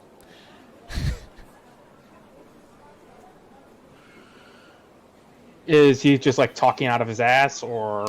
If you want to do like a insight. I was rolling Arcana to actually check over the bow. Oh, Arcana. From where you're standing, yeah, you're getting a little something off of that. You're not getting something crazy, but like, yeah, you're definitely getting a little tickle out of that cabinet. Hard to tell exactly, but yeah, it's there. How much for the bow? And the fella behind the counter kind of like shakes his head a little bit. And just goes, probably too much. Try me. Try me.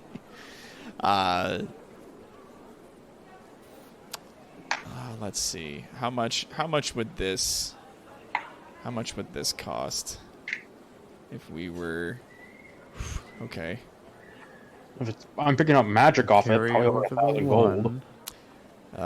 Yeah. He says it's about 1,200. Yeah, I don't think we could afford that, even with me haggling and the party pulling all our funds together. I don't think we could really afford that. Again, but It's steep. Like, getting into the realm of magic items, the cost goes up so fast. no, Yeah. no. When I said, well, we can, I mean we can afford it. I'm looking at how much money the collective pot has, and we can afford it. Do you say this out loud? Like, yeah, we could afford this? No? I at least moderately kind of acquire my companions. That's a bit high. I don't really want to get that with how slim our money is, but we could afford it. Yeah, even with haggling, it would, if you can afford that, even if I haggle it down, it would still be a heavy cost. Not worth it at this point. That's why I said probably not worth it, but we could afford it. Kara, no. What is Kara saying? Trade him a kobold for it. Oh, God, if you think... No. They're not gonna do that. They won't. They don't take these. We trade Snake for the bow, and then Snake sneaks out. Because he's not actually bound by anything. And then we're all like, Dracarys. Fuck. God damn it. He'd also just burn the place to the ground, too, so yeah. There you go. Since I got this kobold, everything just seems to spontaneously combust on me. It's fucking weird. Yeah, everything keeps blowing up. I don't know what the fuck is going on. We trade Snake to him, and the next day they find him dead with his face melted off. fuck? Face? What do you mean, just the face? What, you think I half-assed this stuff? What's wrong with you?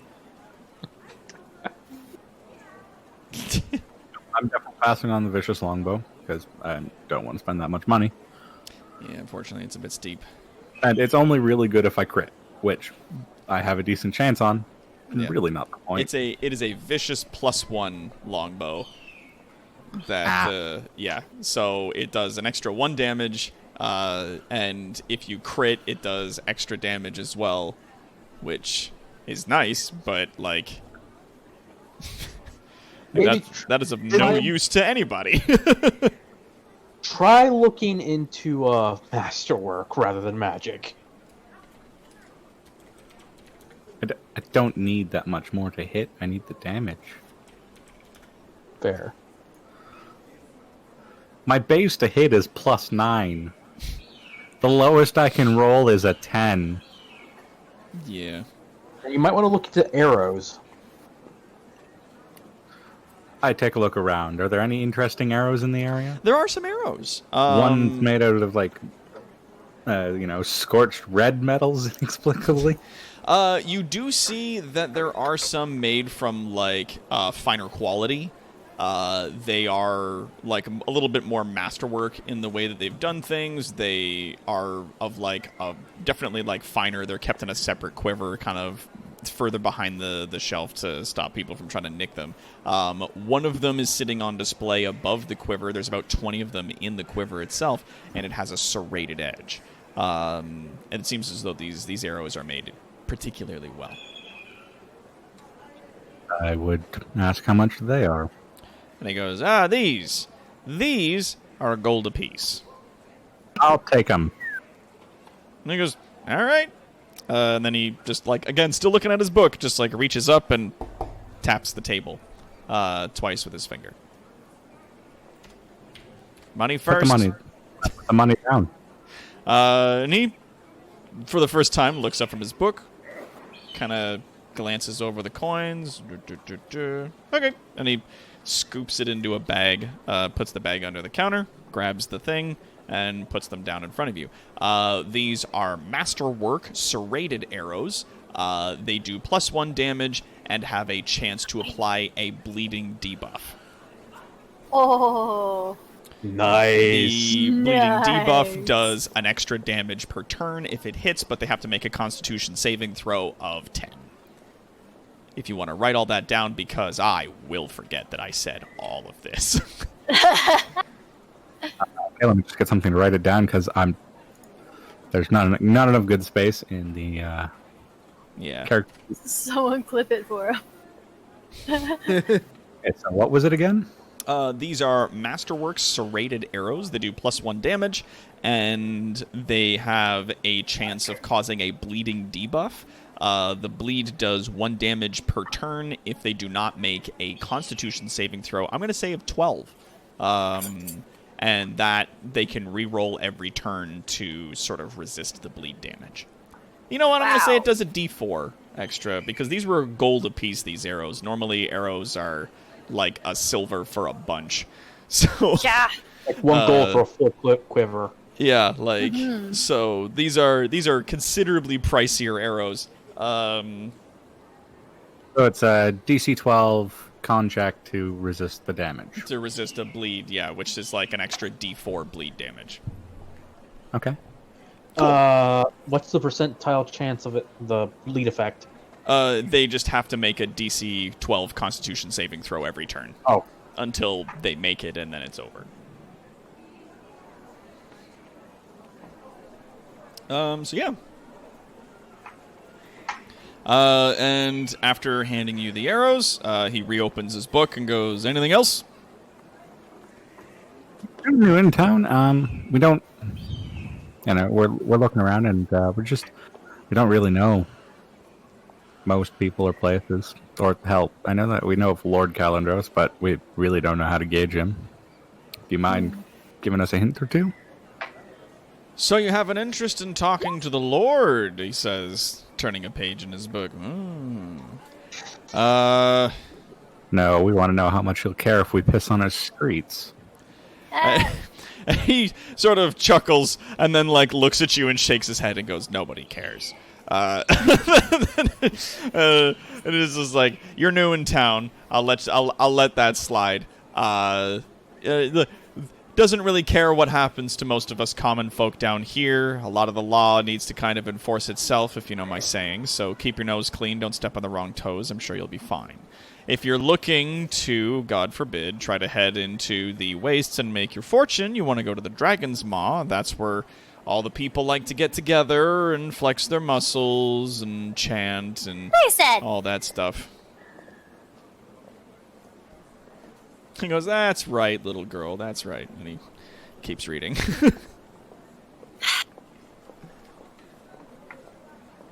Don't bite him. Is there a musical instrument store in this place? And he goes, "Yeah, they sell flutes down the street." Anything other than flutes? They might have sitars. I don't know. I just sell adventuring equipment to a bunch of kids that get themselves killed. I don't know anything about it. He like trying to like grumbles a bit and just shakes his head. Can you take a look at the instrument store up the street on the way to the stuff? I'm okay with this. Everyone else okay with this? I ain't sure. Yeah. So, Before we leave, Alloy is going to ask the guard, or not the guard, the shopkeeper, is there a place around here that sells jewelry? Jewelry. Oh, there's more than a few places sell jewels around here. I imagine you're looking for something specific, but I won't pry. Yeah, I'm just gonna move these back in here for now, just to make life easier for myself. And the other one got moved off so far that I can no longer see it. Wah, wah. Terrific. Well, I'll just remove that then. And the other one will be lost to time. But yeah, well enough, he says, yeah, there's a couple places that sells jewelry if you're looking for, the finery to show off that you're one of the successful few.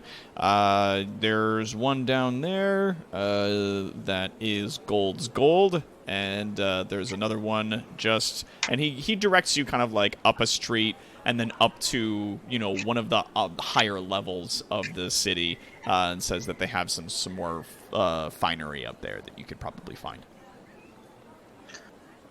Would there be any place to purchase magical component? Sure. And he kind of like squints up at the ceiling and thinks for a minute. And then he gives you some directions to another shop that's in the area. He says that there's a kind of a weird, sketchy fellow who sells components and things, but he doesn't trust him.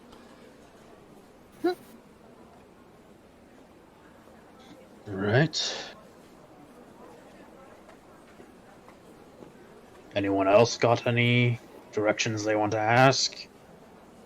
I'm good. Head off then. All right. So where do you guys head to next? Instrument shop? He did say the music shop was fairly close.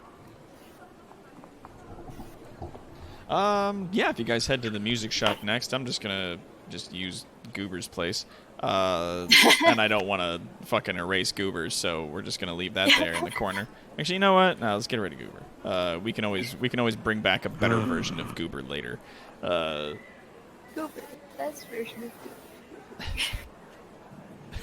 of We can make him better. If you ever do really want to hide The million gold your goober. dog, if we're just in these rooms, you can probably just throw them behind the main background. Well, that's the thing is that they're objects, so they can't be moved behind the background. Or you can And if I do PM put them layer, there, hide then them. there's a good chance that I'll lose them.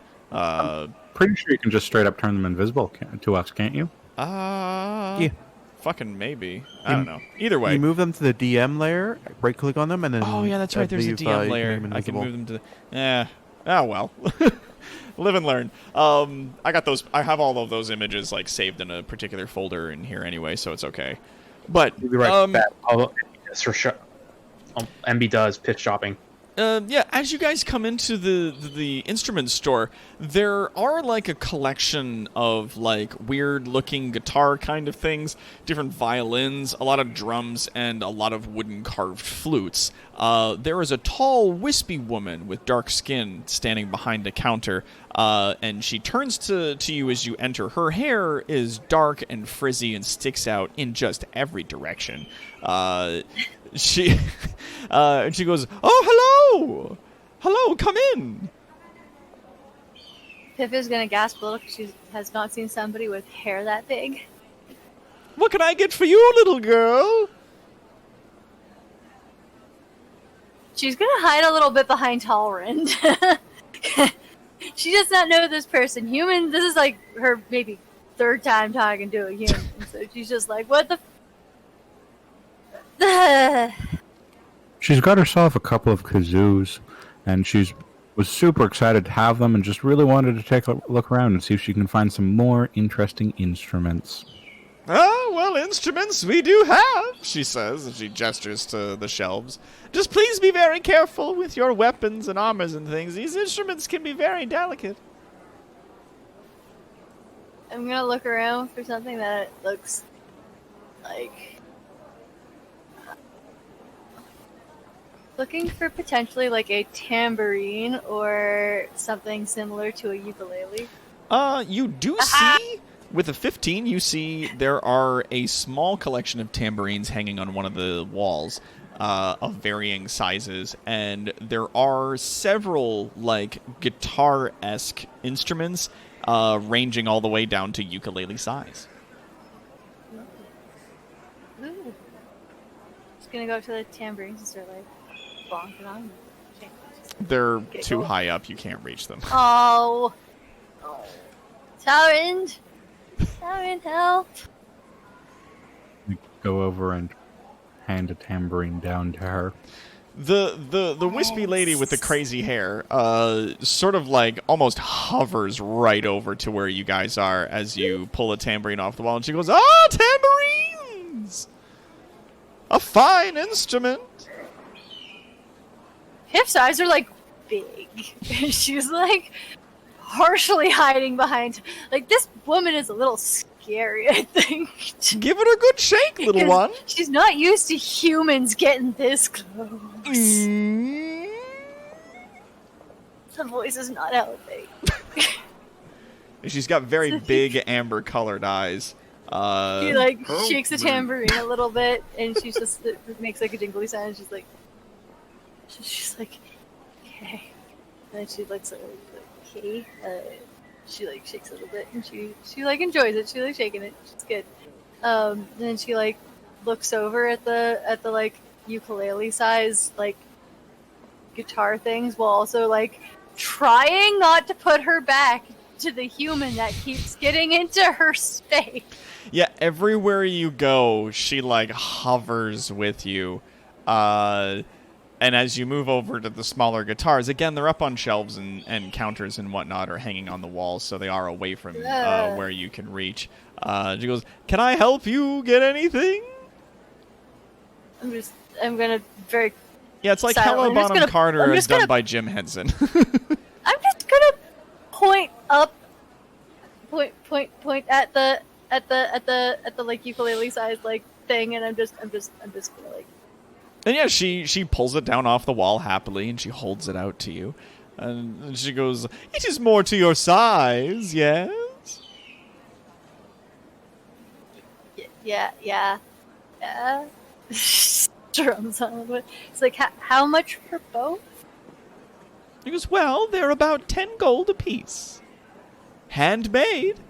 But do be careful with them. They are a bit delicate, not unlike myself, or so my 14th husband told me." She sort of with her gazelle-like legs, trots back behind the counter and goes, 20 gold for the set. Okay, I'm gonna give her the 20 gold and like still kind of hide a bit behind Talrand and just like holding Just, the like, instruments to my Hand chest. the gold to Talrand and be like, please pay the crazy lady. Yes, yes, that is what I am gonna. Yes, yes. Tolerant has been very patient. Humans are weird. I'm sorry, I just kind of imagine Piffles and the old lady playing tag around Talrand, and Talrand just like, Yeah, it's pretty much what's happening. Pretty much it. Yeah, you pay for it. She happily counts the coins into a safe box and smiles and then nods to you and says, "Is there anything else I can help you with?" I'm good. nope, we're good, thank you. All right. You have yourself a good afternoon. And she waves to you as you guys head back out into the streets. Where do you guys head from here? Piffles is gonna do a like slight full body shake as soon as she gets out of like jangles the tambourine. She's gonna like. Talrand rattles a bit. Who was that? Who was the from the Hunchback of Notre Dame? Esmeralda? Esmeralda. It's like if Esmeralda from the Hunchback of Notre Dame was crossed with Yzma from Emperor's New Groove. Hey. Ma. Ah. Yeah, there you go. That's something that that cutie can draw. God! That okay, so Why? that just gave me the mental image of my ex-boss that gave me PTSD. Yep. Crazy asshole woman. Just screaming in my face every day. Yeah, it's like Woof. dark skin, you know, but like her big hair definitely being a lot crazier. And yeah. And definitely a lot thinner, more lithe, and like charming disposition, but definitely upsetting. Like, Why would you do this to us, Doc? okay, all Why right, would you let's. put this in? Tolerance are piling up. All right, so you guys head back out into the busy streets. Where do you guys head from here? The Dragon's Maw? Should we start heading there? Did anybody else have anything they needed Raynor to get wanted, done? Drakir wanted to check for magical components. Yes. Yeah. And we're so- also hunting for a jewelry store that maybe deals in platinum. Looking for platinum ring. Yeah, so you guys head to a shop that is a magic shop, but it's certainly not Shaman's. He's not here. You guys walk in. Are you and- sure about that? And there is, like, your nose is filled with a very not similar smell that you got from Shaman's place, like but it is like an assault of different smells and weird sounds and a lot of different potion bottles. The gentleman who's working here also appears to be somewhat eccentric.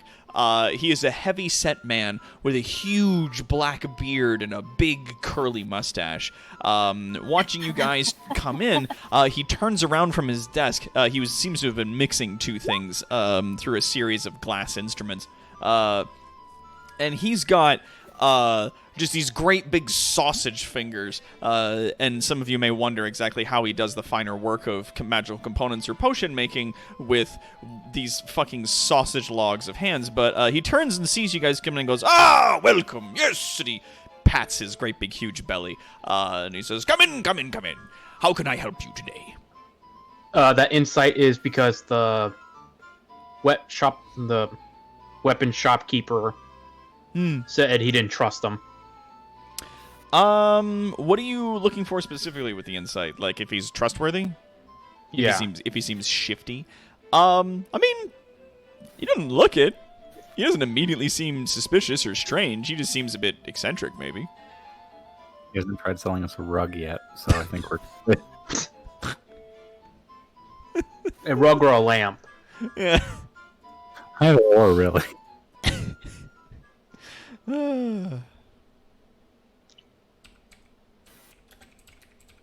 But yeah, so he sees you guys come in, and welcomes at the very least Drakir, who's come in and goes, "Yes, what can I help you find?" Well, I have a friend who is currently looking for a set of rings that he could use with warding bond.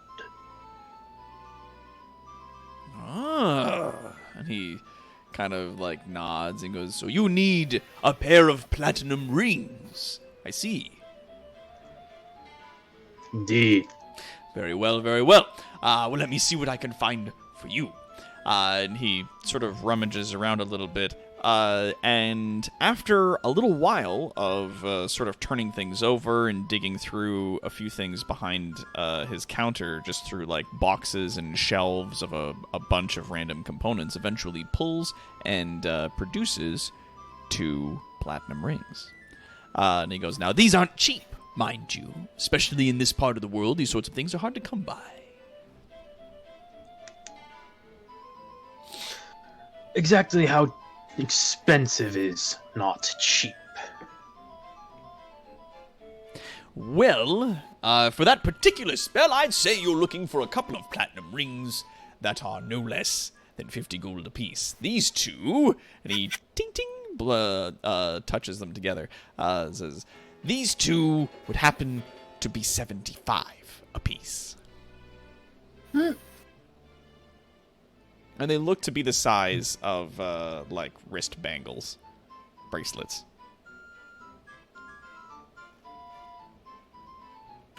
Alright, let me speak with my compatriots. Turning to the rest of the party. Surely these would fit this for the spell that Snake would like to cast. But the question is, do we have enough money in the collective fund? That'd be worth it.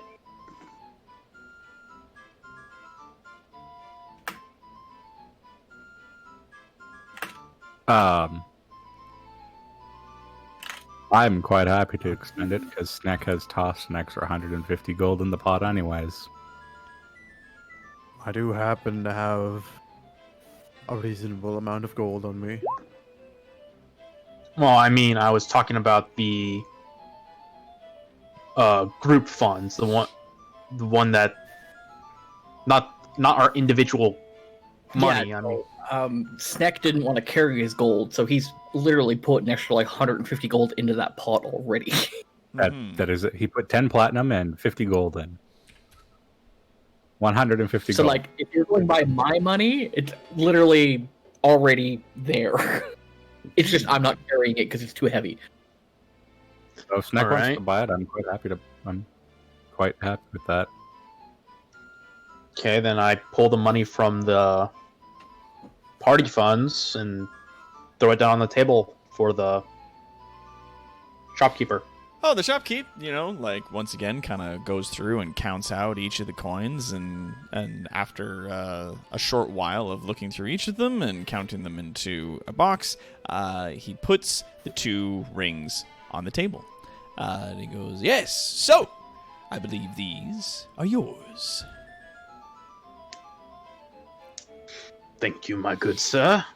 As you reach out for them, he puts a finger down on the table in between the 2 rings, sort of pinning them down. And he goes, "Maybe it might cost you a bit extra. These are very valuable and rare rings, after all." Alloy, punch him. Do you hit him?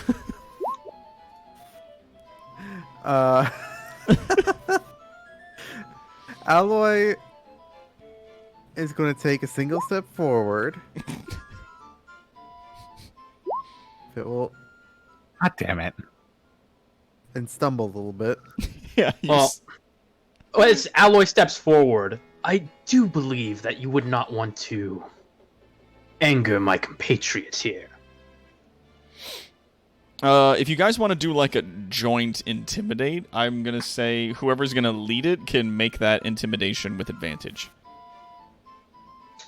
I want to do a thing. And I'll just roll that an extra time.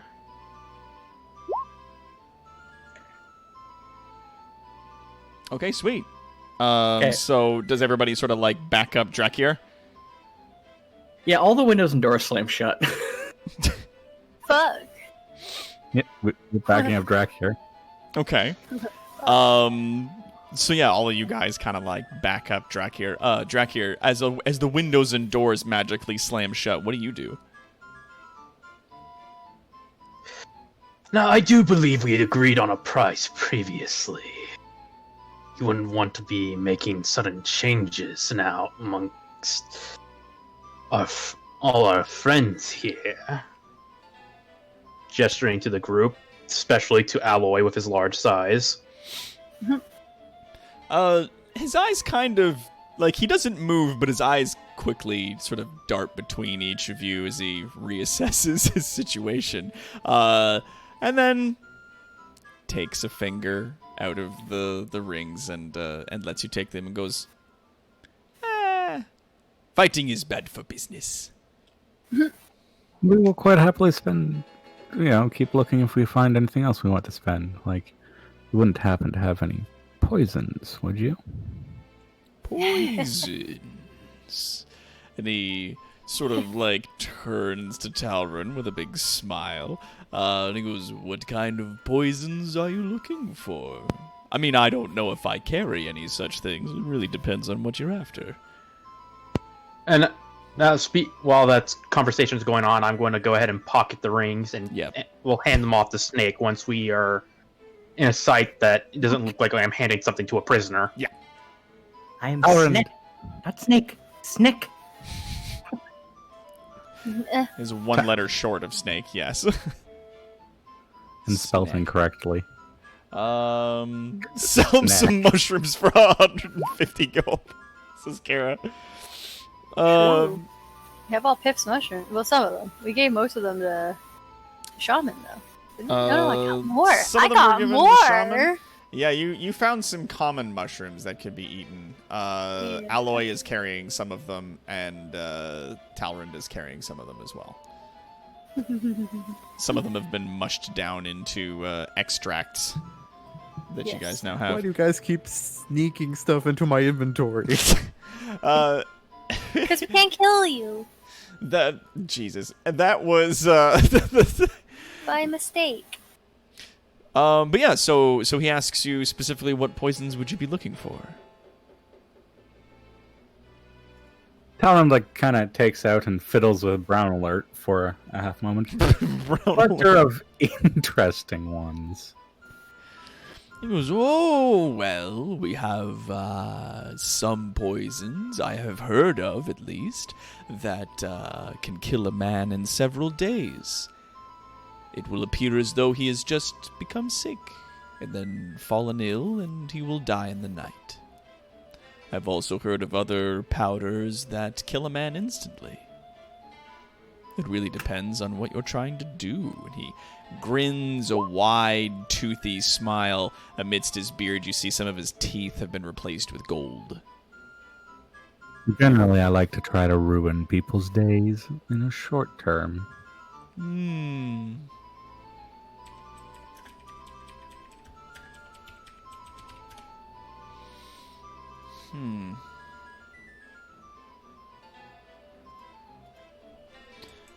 Well, I may have heard of if you're trying to do things quickly and efficiently, I might have heard of a certain white powder you could mix into a person's clothes.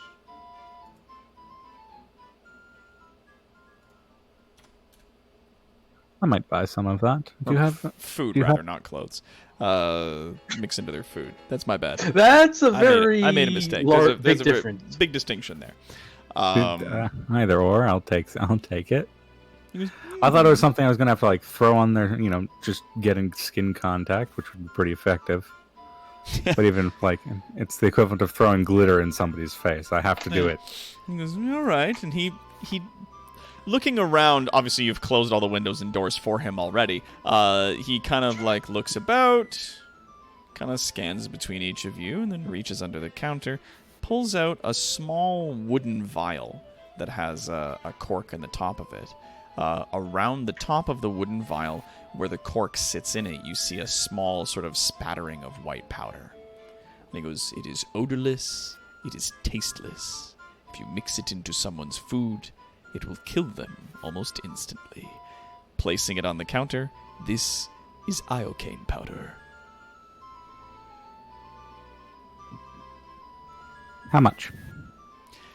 This is 50 gold. He like looks at you pointedly. Okay, so at this point, Sneck would actually speak.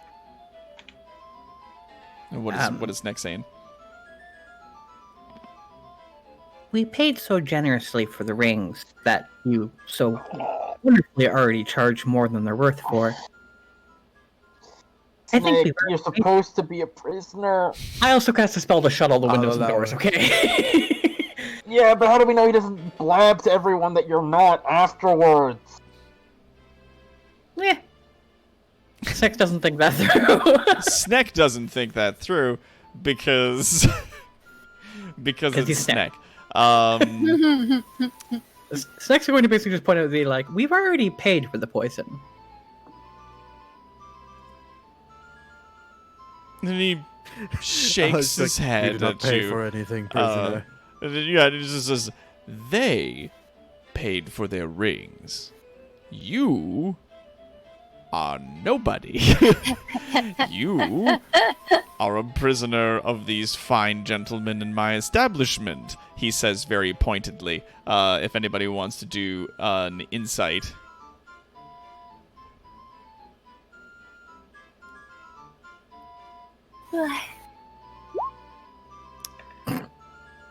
Arlen just wants to pay for his poison and get out of here. You get the feeling he knows you're not a prisoner. But yeah, Uh-oh. Drakir, you get the notion that he's very aware that Sneck is not a prisoner because he did cast that spell earlier, but he is not saying anything. That he's like, no, you're a prisoner, remember? You don't pay for anything, right? And he like nods like, right? Arlen dropped 60 gold on the counter. We're going to have and- to kill a man, aren't we? And like, you know, he fingers through the coins a little bit, counting them out, scoops them into a box, puts the box under his counter, and then gestures to the tube of powder on the counter, and he goes, "It is yours. And we deeply appreciate your business here." Yeah, and we appreciate your discretion. We are leaving now. As Unless always, somebody he has something else. nods to you guys as Fine. you guys head out. That perception is aimed that I'm suddenly taking a more look at my surroundings the moment he said "we." It's more of a royal we. Okay. Yeah, like you don't see anybody else there. Just you guys. But yeah, you guys make your way back outside. You're back out into the streets of the town itself, amidst the busy hustle and bustle of the area. Where do you guys head now?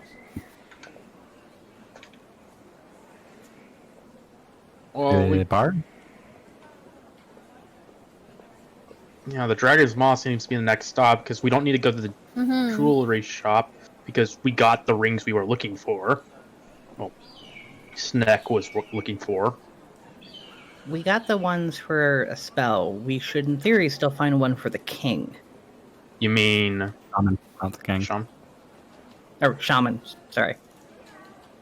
Shamans, with the one for Shaman, we could probably just go, do what Kara suggested. Go to a jeweler and melt down some of our platinum coins. Sorry, I'm just gonna get you. True. Yeah. There Because you go. his Backing over. the value is a lot easier to hit with Shaman. Yeah. I just meant if there was a jeweler, we should go to the jeweler to have that done. This seems to be more of a trade market, meaning they acquire the product and sell it rather than make it themselves. Okay, so we find a blacksmith. We're gonna also be hitting like 5 other towns on this journey, so Yeah, this town, I'm getting the whole vibe of a trade hub rather than making any product of their own. We are in a desert town kind of area, so it'd be kind of hard for them to produce their own products. Snack is just trying to be efficient. Well, you can't exactly be efficient if there isn't a way to be efficient in this area with that.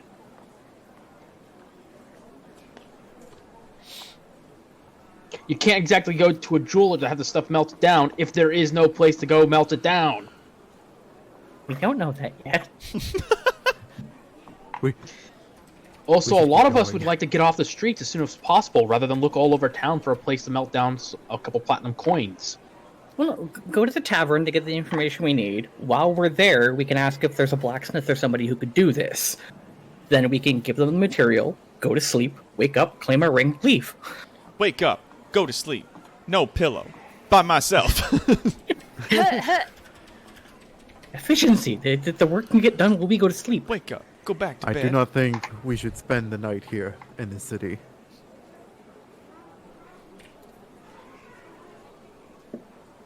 I can agree with that, but we can still camp outside the city and come back if we needed to, but yeah. Your guys' call.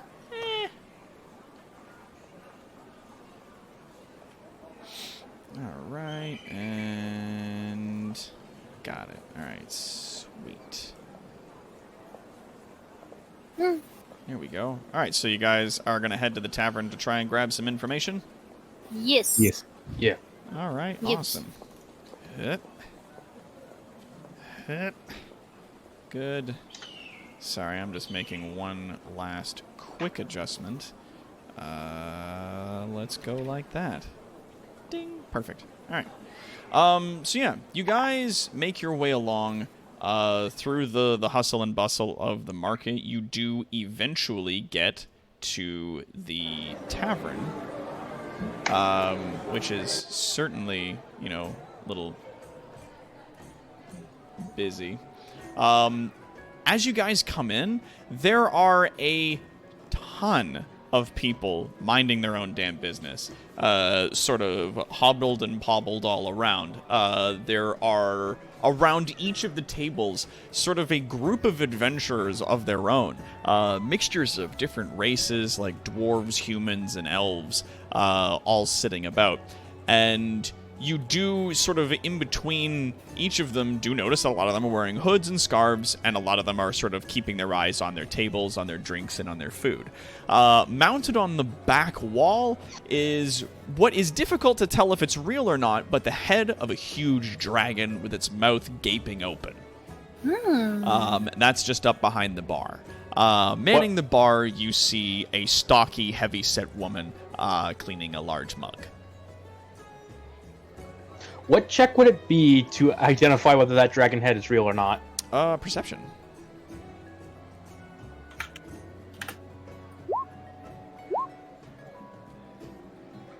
Actually, let's... Yeah, I'll just let that be its own sound. There we go. And the trend of rolling crap on perception tonight continues. Perception of 12? We see nothing. God, it could be. Like, it's hard to say. But could very easily be real. It looks real. Like, with a perception of 12, it definitely looks real. Couldn't he make a nature check? It'd be like knowledge monsters. Is it real? A perception of 20? Yeah, it looks real. For sure. Shit. Yeah, Snack is like Snack is gonna physically die, shaking. No. Kobolds and dragons, okay? Yeah, man. Then why doesn't Trachear make you shake? So you do see, as you You're not a guys dragon. come in, one or two of the tables of adventurers that are kind of gathered here. One or two of the people from each of these tables glances in your direction and eyes you suspiciously. Ironically, Snick looks terrified, so this kind of works. Yeah, one of the barmaids that's walking around and handing out drinks and the like to people, noticing your group comes in, sighs and rolls her eyes, gestures to Sneck, who's tied up, and goes, "Love, keeping these things here are gonna be extra, all right? You're prisoners. I don't care how much they're gonna make you, but it's gonna be extra if you want to stay." And then she walks away.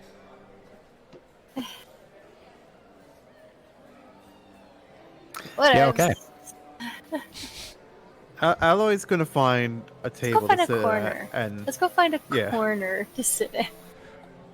As you guys are coming in, all of the tables are taken except for one of the tables that is over against a wall, not fully in a Yes. corner, but against a wall. A few of the people that are there, one of them looking in your direction drops a bunch of coins on the table. They all stand up together and they leave. Go get a table.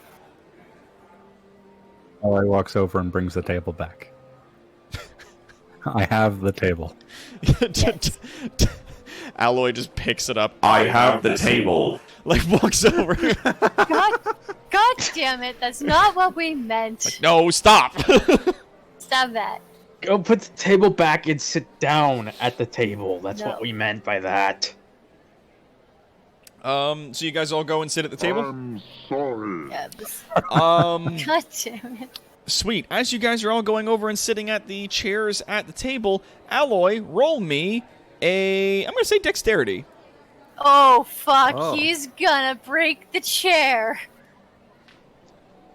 Nat 20. Nat 20. Sweet. Close. You so gently, you like slowly lower your weight into the seat, and then eventually, after a bit, you see if it can take all of your weight. It can't. So you like kind of have like both your feet on the ground while you're squatting in the chair, and like maybe put your hands on the table as well to kind of like take some weight off it. But it does require like a little bit of concentration to not absolutely obliterate the wooden chair to which you are sitting. So yeah, like He's you gotta know, I do never some squats. had respect for how much Yzma looks like an actual skeleton until now. This is cutie. Yeah. She does. Yeah, so as you guys are sitting there, eventually a entirely bored and very tired barmaid makes her way over to the table. She's got long red hair and a blue piece of cloth is sort of like tied up as a kerchief over the top of her head. She's wearing like your standard barmaid outfit, corset, dress, you know, white cotton top, blah, blah, blah. And she comes over to the table and she goes, "Right, what'll it be?" The food thing.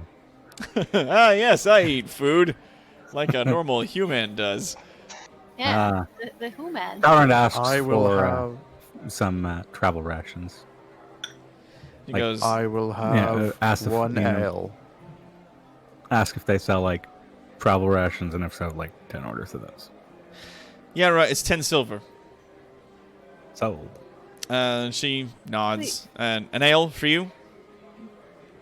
Looking at Yes. Alloy. Okay. And she strolls back over to the bar. She gets a large, like, clay mug of ale. You notice that a lot of the utensils that are here are made from the red clay that is very abundant to the region.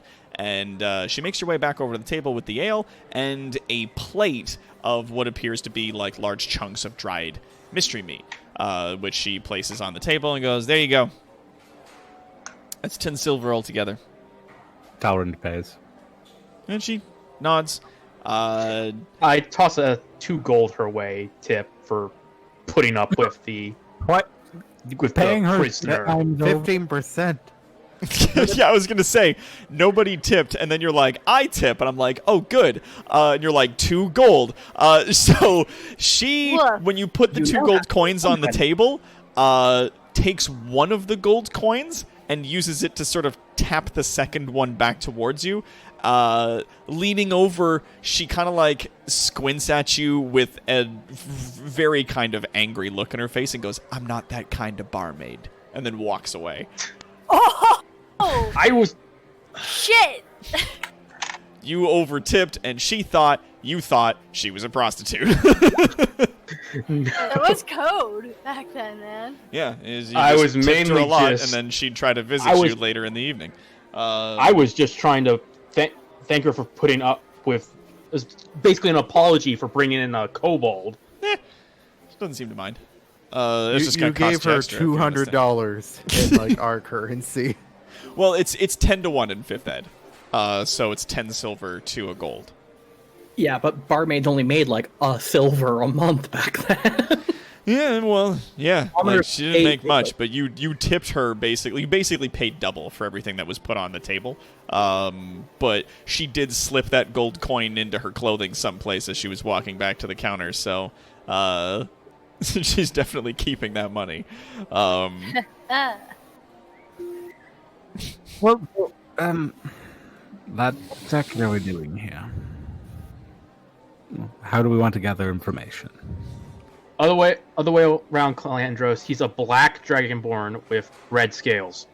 Yeah, like little red highlights here and there. Never imagined red polka dots all of a sudden. Was here the Kaldaka in this case? I mean, especially in these days, like food costs a bit of silver, so like a silver a month is still a bit much. But yeah, like she might make a silver a day, maybe a silver every 2 days or so. But yeah, she basically just pocketed like a week's wages, like all at once. So that's good money. Ally will grab an ale and pretend that he is drinking it. Oh, give me a performance check.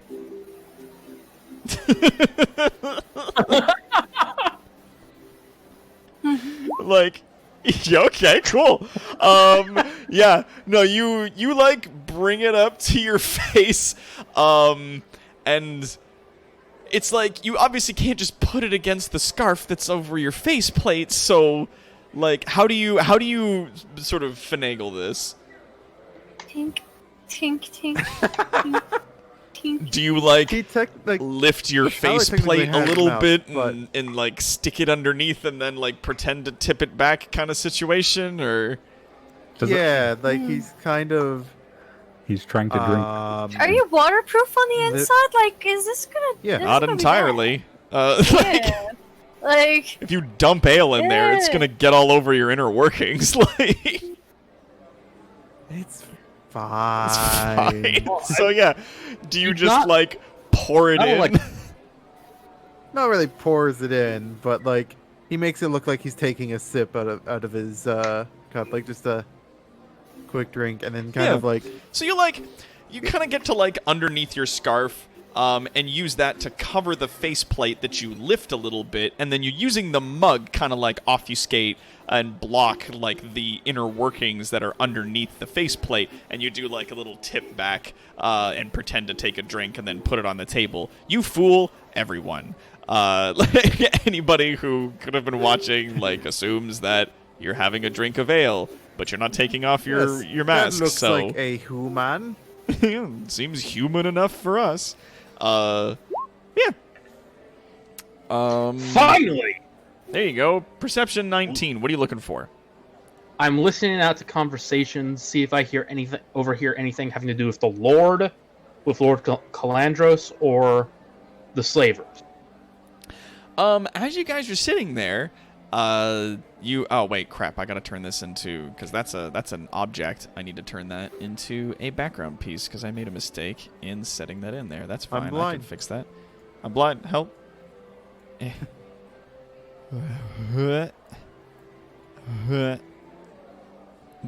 Yeah, that's, well, you know what, close enough. But yeah, so as you guys are here, and you're looking around, Drakir, you are listening around. A lot of the conversations that are happening between all of the people at their tables is very hushed. You don't. It's so hard for you to like pick out any information that they might be chatting back and forth. Stop. Some of them talk gently about what their plans are going to be. A lot of them are discussing strategies for when they go into the wastes. Like, okay, I'm going to be in front. We're going to be keeping an eye and a lookout on this and this. You're going to be in the back, keeping an eye on our rear. Abracadaniel, you're going to be in the middle. And because you're the wizard, and you're gonna deal out the damage when things get hot, when things go bad, and there's a lot of jibber jabber. You do notice one gentleman who is sitting at the bar, standing rather, and he's got a large clay mug of ale with him. He's wearing a big green apron, almost like a blacksmith's apron. His hair is very wild. It's kind of sticking out in every direction. The top of his head is bald. He's missing parts of his eyebrows, and you can also see he is missing pieces of his beard and most of his fingers. On one of his hands, his right hand specifically, he's missing his thumb, his ring, and his pinky finger, all of which seems to have been replaced with sort of like wooden approximations. And it is that hand in which he's using to grip his mug. He appears to be eyeing you. As you are looking around the room and listening to people, he is looking straight at you guys. Shit. We've been found. Run! I'm sorry. I just have Shit. the guy with the crossbow on the left side of the screen is cross-eyed, and it's bugging the crap out of me. I believe he's trying to look to his left, our right, but the way that it was drawn does definitely make it appear as though he's just cross-eyed. Yeah, it really looks like he is. He just looks like he's having a heckin' durr. Yeah, that's right. Yeah, that's Tommy Two Fingers over there at the He's bar. having a heckin' durr. I think he's probably suffering from intelligence strain. Corinth's cross-eyed over there. It just once I saw it, I couldn't see it. Hang on. He may have had a bit too many. Does that help? Yes, go. yes, it does. Now he's a demon hunter. There you go. No, it's a demon hunter. There we go. He's You in the gotta right touch place that of the spell world. energy. Yeah. Touch of idiocy is a spell. That's right, Calendros, it is. Crossbow, cross-eye. That's good. Well said, Cutie. Well said. But yeah, so, I mean, the chatter between the adventurers who are here really does appear to be most of them talking about all the gold that they want to make, how they're going to spend all of their riches and treasures once they're famous, and what their battle strategies are going to be going into the wastes. But you do, Drakir, you do notice this gentleman standing at the bar watching you guys. He does notice you notice him, and he does keep staring.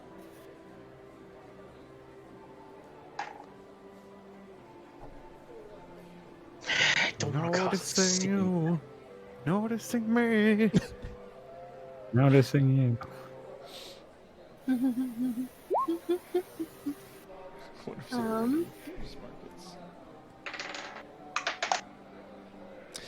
That's actually a very good point.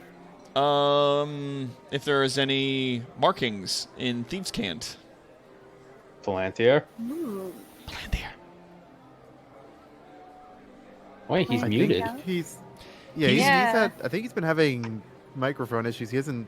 Yeah, he's just been typing when he's had to say things for the most No, part. I've just been muted this whole time. What happened? Oh, no! Jesus. I did notice that you were muted very early on, but I assumed that that was intentional because I thought that maybe there was going to be some noise and stuff in the background, so I just let that slide. Are you okay? I'll explain later. Okay. Okay, so markings in Thieves' Camp? Yeah. That'd be a perception? Yep. If you want to look Watch around. me fail on this one. Yes. 7. You don't see any markings in Thieves' Cant around you. But while you were walking through the market, you did see some symbols carved into the stone on some of the walls. I recall what any of them say. Some of them were more or less talking about and it was just like singular symbols. Some of them, one of the symbols you remember two specifically, one of them said demon, one of them said run. You don't see any where you guys are sitting right now, because you had to make the check. But Drakir, do you point this gentleman out who's at the bar? Yes.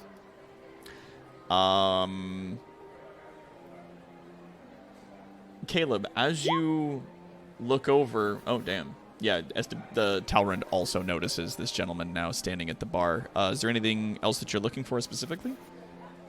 Anything identifying, seeing, just anything I can?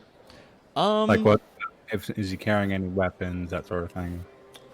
He's actually not. He's apparently entirely unarmed while he's standing there having himself a drink. But, Caleb, as your attention is turned over to the gentleman who is standing at the bar, you specifically notice him making a gesture with his hand. Specifically his right hand that appears to be missing 3 of its 5 fingers. But he does still appear to be able to sort of like make some motions and gestures with the wooden appendages in addition to his regular fingers. He does make a symbol with one of his hands in your direction, which to the rest of the group just appears to have gone unnoticed. It just looks like he's trying to hold his mug with a hand that doesn't fully work. But to you, Caleb, you do notice that he is gesturing in Thieves' Cant. What is he saying? He had, just kind of subtly through his, it's almost like sign language, but considerably more subtle. He says, edge of town, ruined cottage, east side.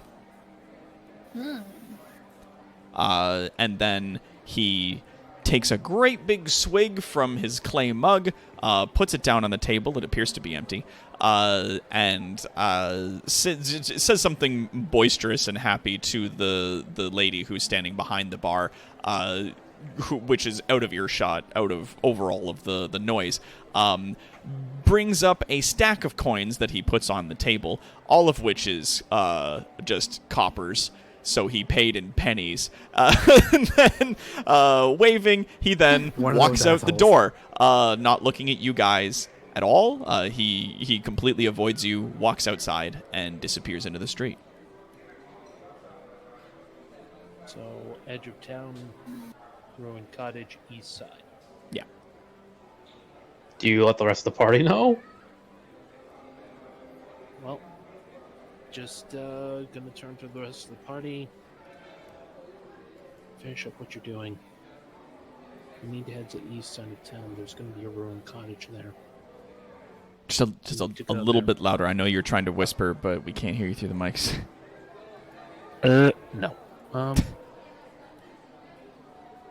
Finish what you're doing now. We need to get to the east side of town. There's gonna be a ruined cottage. That is where I feel like we're going to get our most valuable intel. What? Was he using Thieves' Cant or something? No, he was flashing me his tits. Of course he was using Thieves' Cant.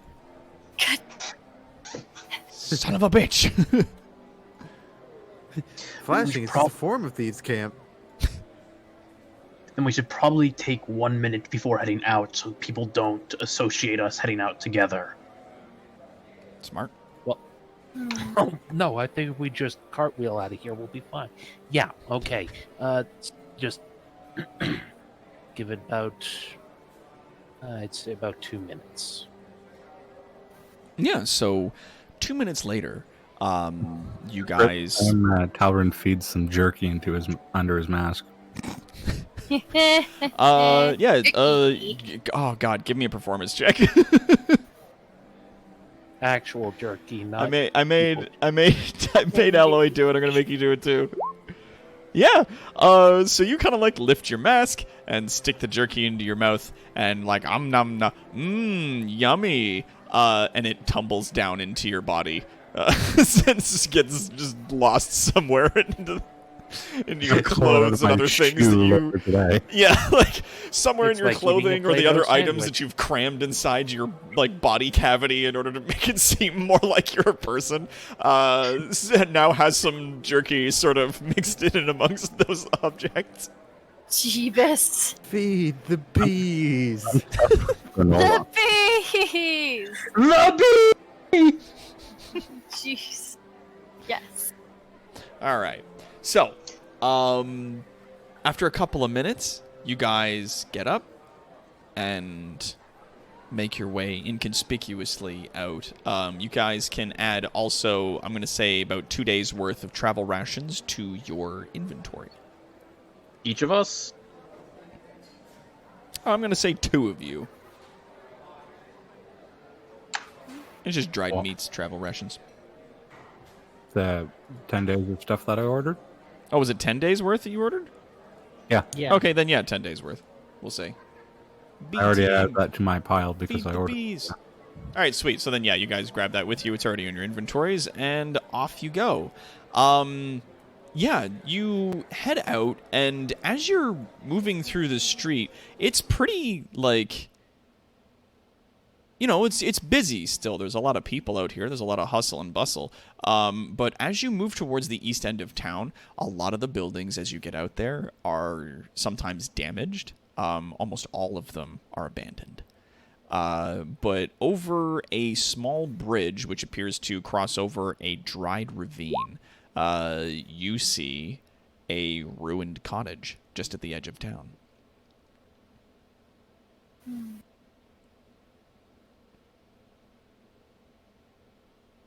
Just rolling history to know what, like, do I know any information from the books I've read about what this end of the town used to be, why it doesn't seem to be as populated anymore?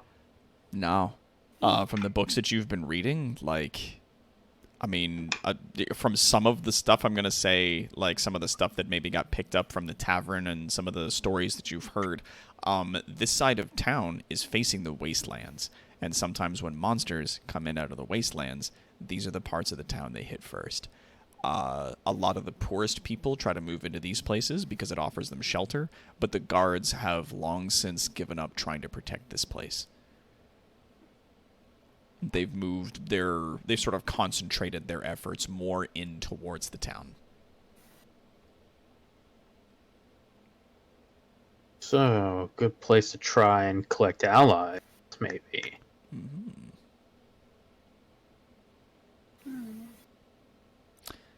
We're getting on to this meeting. Elspeth. Yeah, so I'm just gonna see if I can find some. Does this work? Yeah. You moving towards the building, you step inside, and at first, you enter into just a ruined cottage. There is a lot of junk lying around, a lot of really strange contraptions you see on some of the walls, like gears and springs and weird things that have been built and maybe broken and fallen into disuse in and amongst all the trash and overturned things. You see like books and lanterns and a lot of the other stuff and the accoutrement that dots this area. It is a disaster. And as you guys all walk in and are looking around, stepping out from behind one of the sort of like toppled ends of the building is this gentleman that you saw who was in the bar. Wait a minute. And, Okay, the name and where that's from. That's from Avatar. It's from Avatar. But yeah, Yeah. he steps Yeah. out from behind the wreckage, a lot quieter than you'd expect a gentleman of his size and make to really do. He bows to you lightly and goes, "Hello. So, how is everybody doing? How are you enjoying the town so far?" It is interesting. Very interesting. Why did you call us here? Well, I was hoping to get you away from everybody else before somebody noticed that there are a lot of non-elf Empire folk walking around in the Empire. I think that this might be one of the only towns you could get away with that sort of thing without getting immediately caught and killed. Stepping forward, he then offers his right hand to Shake, the one that only has the 2 fingers left on it, and goes, "My name is Shaw. Copper Shaw." Oh, hi, Coppershaw. We met Mithril. Yeah, he smiles and nods and goes, "Yeah." So it's well, it's good to see you guys. I hear you're trying to get to where the slave markets are. Yes.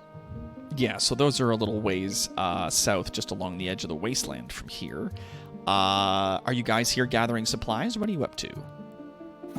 Supplies, information. Trying to get a disposition on the town lord, see whether or not we can use his displeasure for such a slave guild to, I don't know, draw them away so we could make it easier for ourselves. So, yes, the slaves are certainly a problem, and the market is certainly an issue, and Lord Calendros does very much have a distaste for slavery or anything that causes a loss of control for one's faculties. The problem is that getting that information to him can, on occasion, be very difficult. I think, now don't, and he kind of like puts both his hands in the air, don't quote me on this, but I think if we get you to tell him about this personally, there is about a 50-50 chance that, given the fact that you're all monstrous folk, if you tell him about such a market, he may be incentivized, perhaps, to join you in going and quelling that organization with force. Downside is, the other half of that coin is he might just kill you. He also, of course, lives in the largest building at the top of the mountain, which means getting to him is going to be a challenge. Speaking of which, did we ever pass by a flagpole with that guy that got thrown off the side? I threw off your bird. Not yet. Don't throw off his groove.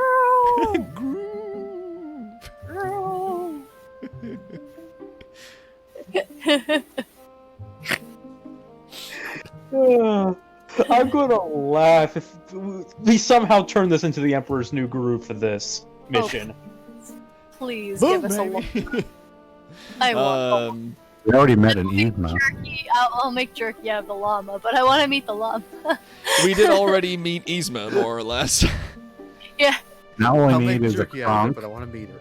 and then a ridiculous llama coincidence, and then we have some more llama jerky. Yeah. And since it's Lord Calendros, we probably have Calendros jerky, which... But Well, I don't think Calendros would be too happy about that. Yeah. Yzma turns the leader of the area into a llama. We eat the llama as jerky. It's a fairly straightforward. Since the leader is Calendros, we eat the llama-fied Calendros.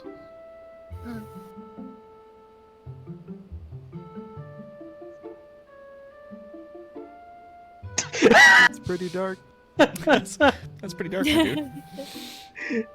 Huh. just a little But bit. think of the other option. One of us could go over the edge of a huge waterfall with him, tied to a tree. I don't vote for that option. I don't like that. No. Anyways, so So, yes. yeah, you're kind of hanging around. Do you have any idea on how we could improve that 50%? He kind of like ho-hums to himself and runs what's left of his fingers through his beard as he's thinking that. And he goes, well, it is difficult to tell. Lord Calendros is quite reclusive. He does enjoy a life of luxury. It is said he is maybe one of those few that came back with a hoard of treasure from the kingdom of Oron, but that is not confirmed or denied by his lordship. That be, but it's just getting to him is going to be a mission, because he's in amongst a lot of guards and magic and finery. Getting him to not immediately try to kill you, also a bit of an uphill battle. Cutie apparently drew Yzma. Esmeralda. Esmeralda. Is it in the artsy stuff? It's in There the it is. Oh, Yes. demon. Oh, it is exactly what I imagined it was going to be. Oh my fuck! Oh my dreams! All my dreams come true.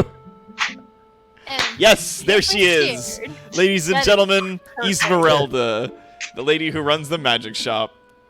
The music shop. Will the music shop, soon yes. visit your dreams. And it was just like, nope. It's like, dude, no. Nope. Oh, I love it. Scared. It's perfect. I love Now it we so all much. know. Oh, I I'm love it. imagining her singing "Snuff Out the Light." Oh, shh. That's So- Your dreams are terrifying. They are, Cutie. You have no idea.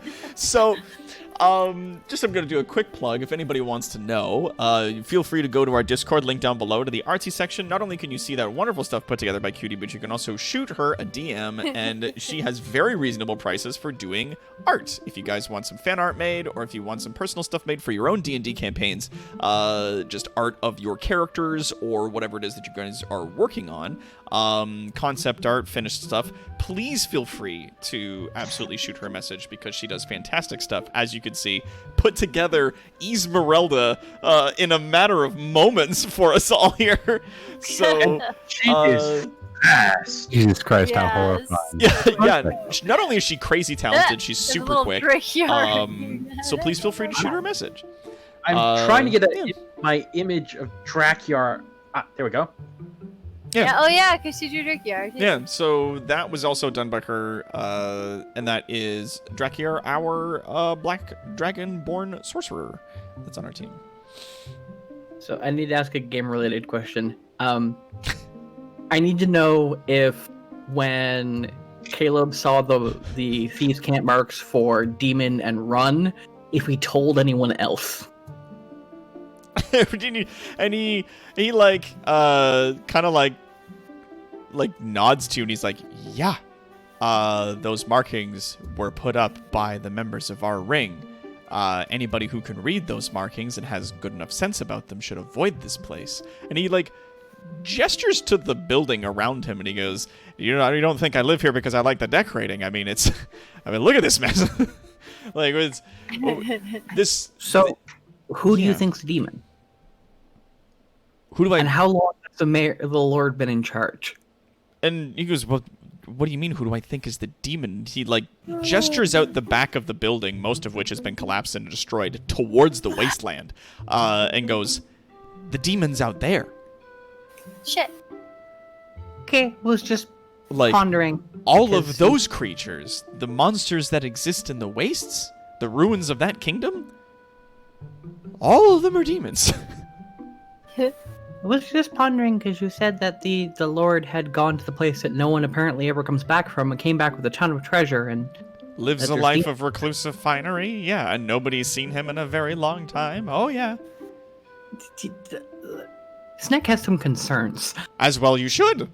He's just like, yeah, this is a dangerous place. You guys are not only undertaking a very dangerous mission, to which we, in the, the sort of information business, are more than willing to help you out, because we would absolutely like to see the end of a slave ring to the south of us. But our ability to assist you and remain unseen is limited. In addition to that, we want to try and, make sure that your not already difficult mission is not made all the more difficult by the fact that none of you should be alive in the Empire, as far as the Empire is concerned. Cutie. It is me. I am the demon. I lurk in the shadows. Drawing. The The art demon. Art demon. I think you mean Art Gremlin. Most Talon arts I takes know a are really Gremlin. good look at the stuff on the shack. Talron, yeah, like looking around at most of the junk, it is just a mixture of components and springs and coils and casings and gauges, I think you saw over there, and there's like, was that a fishing net? Why would they have a fishing net in the middle of the desert? Like, Goobers, but slightly more useful. and I'm some sorry. other stuff. Are you looking for anything in specific? I'm sorry to interrupt, but holy fuck, that was loud thunder. Oh, We did not hear it here. I haven't heard anything. Well, I mean, we're in Canada. True. Yeah, I am half a country away from you guys. Of course you went here. Yeah, because we're not going to get any Right. rain until maybe Monday up here in the It Toronto. could be really, really loud thunder. I'm just saying my house shook a little bit. Jamming Snack- Crim Jims. Snake has an important question. Sorry, I wanted to resolve this thing really quick with Oh, yeah, sorry. Talron first. Looking around through this stuff, is there anything in specific that you're looking for? Anything that could be considered of value or, like glass eyes or iron circlets, that sort of random crap. There is a circlet made of iron that you do find sort of mixed in and amongst some of the junk. And you do also take particular notice of a lever that's on the wall. Amidst all the garbage, it's very easy to miss. But it looks like a functional lever. Maybe. Interesting.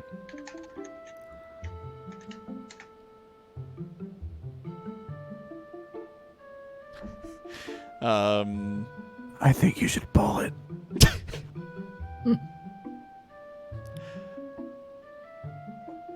Halloran kind of looking queerly at Copper. Where's the lever go? And as you like kind of like gesture to it, he goes, "Whoa!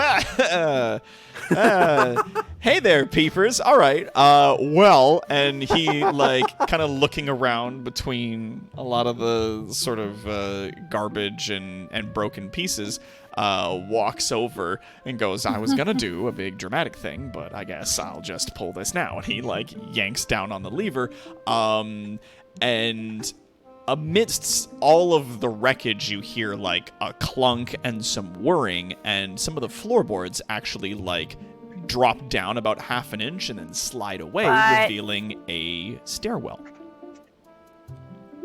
Filling your thunder. So, Hands nick the rings now that they're not observed in public. Cool. Yes. So, Snake, you can put those platinum rings in your inventory. Yeah, so the floor pops open, and he goes, "If you would like to continue our conversation somewhere a little more private, yes? everyone, Everybody? Yeah? Right? into the lair of Copper Shaw. Sure, why not? Sure. Fun!" And he walks down the stairs, Go find a hot eccentric air as he balloon. is. I'm gonna just use the same one as before, just for fun. We're gonna go there. We're gonna whoopsie daisy. Oh, I'm miserable. Let's not throw that into the trash. Let's select those. Let's We grab still want those, that. and let's move those to there. Okay. So as you guys go downstairs, it is a dark, very cold, very damp space that he leads you into. And not only is he himself down here with you guys as you come on down the stairs into this area, but you are also greeted by a pair of very wistful, very irritated-looking elves. They look very similar, though one of them appears to be a guy, one's a girl. They have those like very bloodshot eyes. Their faces are marked with a lot of scars, and they wear a lot of reds and browns, the scarves around their necks, and the long wispy white hair. I gotta double check. It's fairly dark down here, right? Fairly dark, yeah. Like there's The elves a couple can't of see me. candles. They do notice you as you guys come down. I am invisible. Cluth and Taw is what Kara just called. Cluth and Taw. If it's dim light, I'm invisible to them because they have to see in the dark, which I find hilarious. Are you Wait. activating that ability? I'm just gonna ambush them. Do you try to disappear as you head down? No. Okay. I was just like, I just want to make sure. Yeah, so Alright, we're murder and that's hobos true. now. We are way over time right now. Yeah. But I did want to go with that little bit extra because I wanted us to get 3 hours in, and we're just about there. But yeah, as you guys are coming down, they lead you into this area, and again, there does appear to be like a tunnel that goes out. It is considerably less than what you saw when you were up in Ebraniel, but you do see these two elves kind of like waiting. They're both leaning against the wall, arms folded. They're standing in almost the exact same posture, and they have like a series of daggers, and they both carry rapiers attached to their sides. They note each of you as you come into the room, but they don't say anything or gesture at all. Shaw comes down the stairs and goes, "Ah, yes, those are the twins, and this is our underground." So, and he turns to you, claps his hands together and rubs them, and there's a sort of clacking of wood between all of his fake digits. And he goes, "Right, Weird. so, you guys want to go meet the Lord." I don't There's think the just raffle's hard- working. And with that, we will call game. Is the raffle? The giveaway is currently set. Yeah, Quad got 2 tickets. Yeah, you. I don't think Radar has each points. ticket costs 5 points. Yeah, so Kaldaka's got enough for 1. It's $5 a ticket.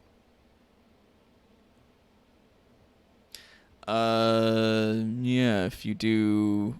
That's weird that it's not letting him do it. But If you do. does Radar have Oh yeah. Is Radar- Your It raid would tumble tell them tonight, if she you thinks didn't, rad as fuck. but, Absolutely, I will raid. Radar Tumbles. might not have been here for 20 minutes yet.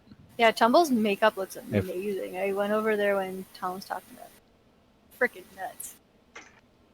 I am going to absolutely raid Tumble after this. That looks like it's going to be a good time. Having a good time, having a good Yeah, you have 1 Daddy Watt book, Raider. Unfortunately, you need 5 in order to get it.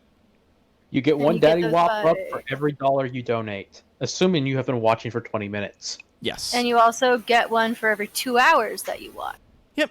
Every 2 hours of stream that you watch, you get a Daddy Watt buck, and for every dollar that you donate to our channel, assuming you've been watching for 20 minutes, you get another Daddy Watt buck. Yups. It's a good time. Aw. And we are very close to actually meeting our goal. We're a week away from the end of the month, and we're $100 less. Like, we're over 90% of the way there. And if we surpass that to 500, Doc gets a new chair. That's true. If we get to 1,500 this month, then not only will I be getting a new chair that will help save my poor stupid tailbone, but it will also. Pretty sure you got like a sciatica thing. They're friends. Probably. But it will also allow me to do a stream where I do a live ray gun build. Cool. So that's going to be a good time.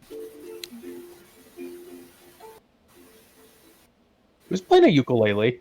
Sorry. That is ENB. I get fidgety. I've been quasi playing it this whole time because I need to fidget with my hands.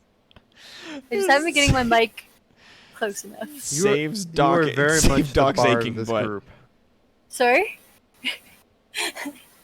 Everybody talk over everybody. You are very much the bard of this group. Y'all. Yay. Give that to the bard, of course. And be the ukulele demon. Yep, I am. I really am. What kind of demon am I then? Oh yeah, so Quad did give 9 Daddy Watt bucks to Radar, so then Radar now has the ability that if you do the exclamation point tickets space 2 or raffle space 2, then you get 2 tickets to the Ragafall. He just had to do it, that's all. Yeah, you just gotta do it, that's all. Boop. If you want to get in on it, guys, because we got Sniper Elite 2 on for the raffle today. And I'm going to give you guys another couple minutes if you guys want to get in on that. But yeah, we've got Sniper Elite 2. Sniper Elite 3 is going to be up for raffle again later this week as well. Oh, look at that. There it is. Boom. Yeah, Raiders got You 2 can tickets shoot in. off a guy's nuts in that game. Hell yeah, and you get like special achievements for shooting off Hitler's nuts from a super far away distance. Every one of the games has, like every Sniper Elite game has the level where you kill Hitler and you get special points for shooting him in the testicles at a certain range. That's fantastic. It is the best. But it really gives you like a respect for people that do that shit for a living. Like just for marksmen in general, because it is so hard. And at certain points in the game, like I've seen some of the gameplay where you get in like sniper fights with dudes where it's like, not only do you need to try and pick off a guy who's hiding in cover like fucking miles away from you, but you also need to like be moving and staying in cover when you move. So like you take a shot from a location, then you need to drop and sneak to another place and then try to take another shot. But it's like when you look up to see where the other guy might be, he's doing the same thing, trying to look around to see where you are. And it's like you have to try to fucking do that stuff. It's hard, man. Very enemy at the gate kind of thing. Yeah, and it was very interesting because I saw the one video where the guy was like, yeah, and I took this one shot, and you see it go through like 2 full like factory warehouses filled with tanks and stuff, and like past a bunch of soldiers, and then like through a window and down through this area, and then right into Hitler's nuts. And I was like, holy shit. like that shot was just bananas that they made it. So yeah, it's blowing my mind. Yeah. And for real, the forces, and he is a thug and not a nice person, but he can nail a fly, in the eye from insane distances. Yeah, like it's such an art, like being a marksman. So the games really give you a respect for that, because you really do have to take like all these wacky things into account when you're taking your shots, like fucking drag and drift and wind and a whole bunch of other crap. On heartbeat. Oh yeah, like you have to hold your breath when you go to make that shot, and you have to account for wind and how much your bullet's going to drop off over a distance, and the caliber of weapon you're using. Like weather also affects it, and like a whole bunch of shit. It's nuts. Fucking crazy, man.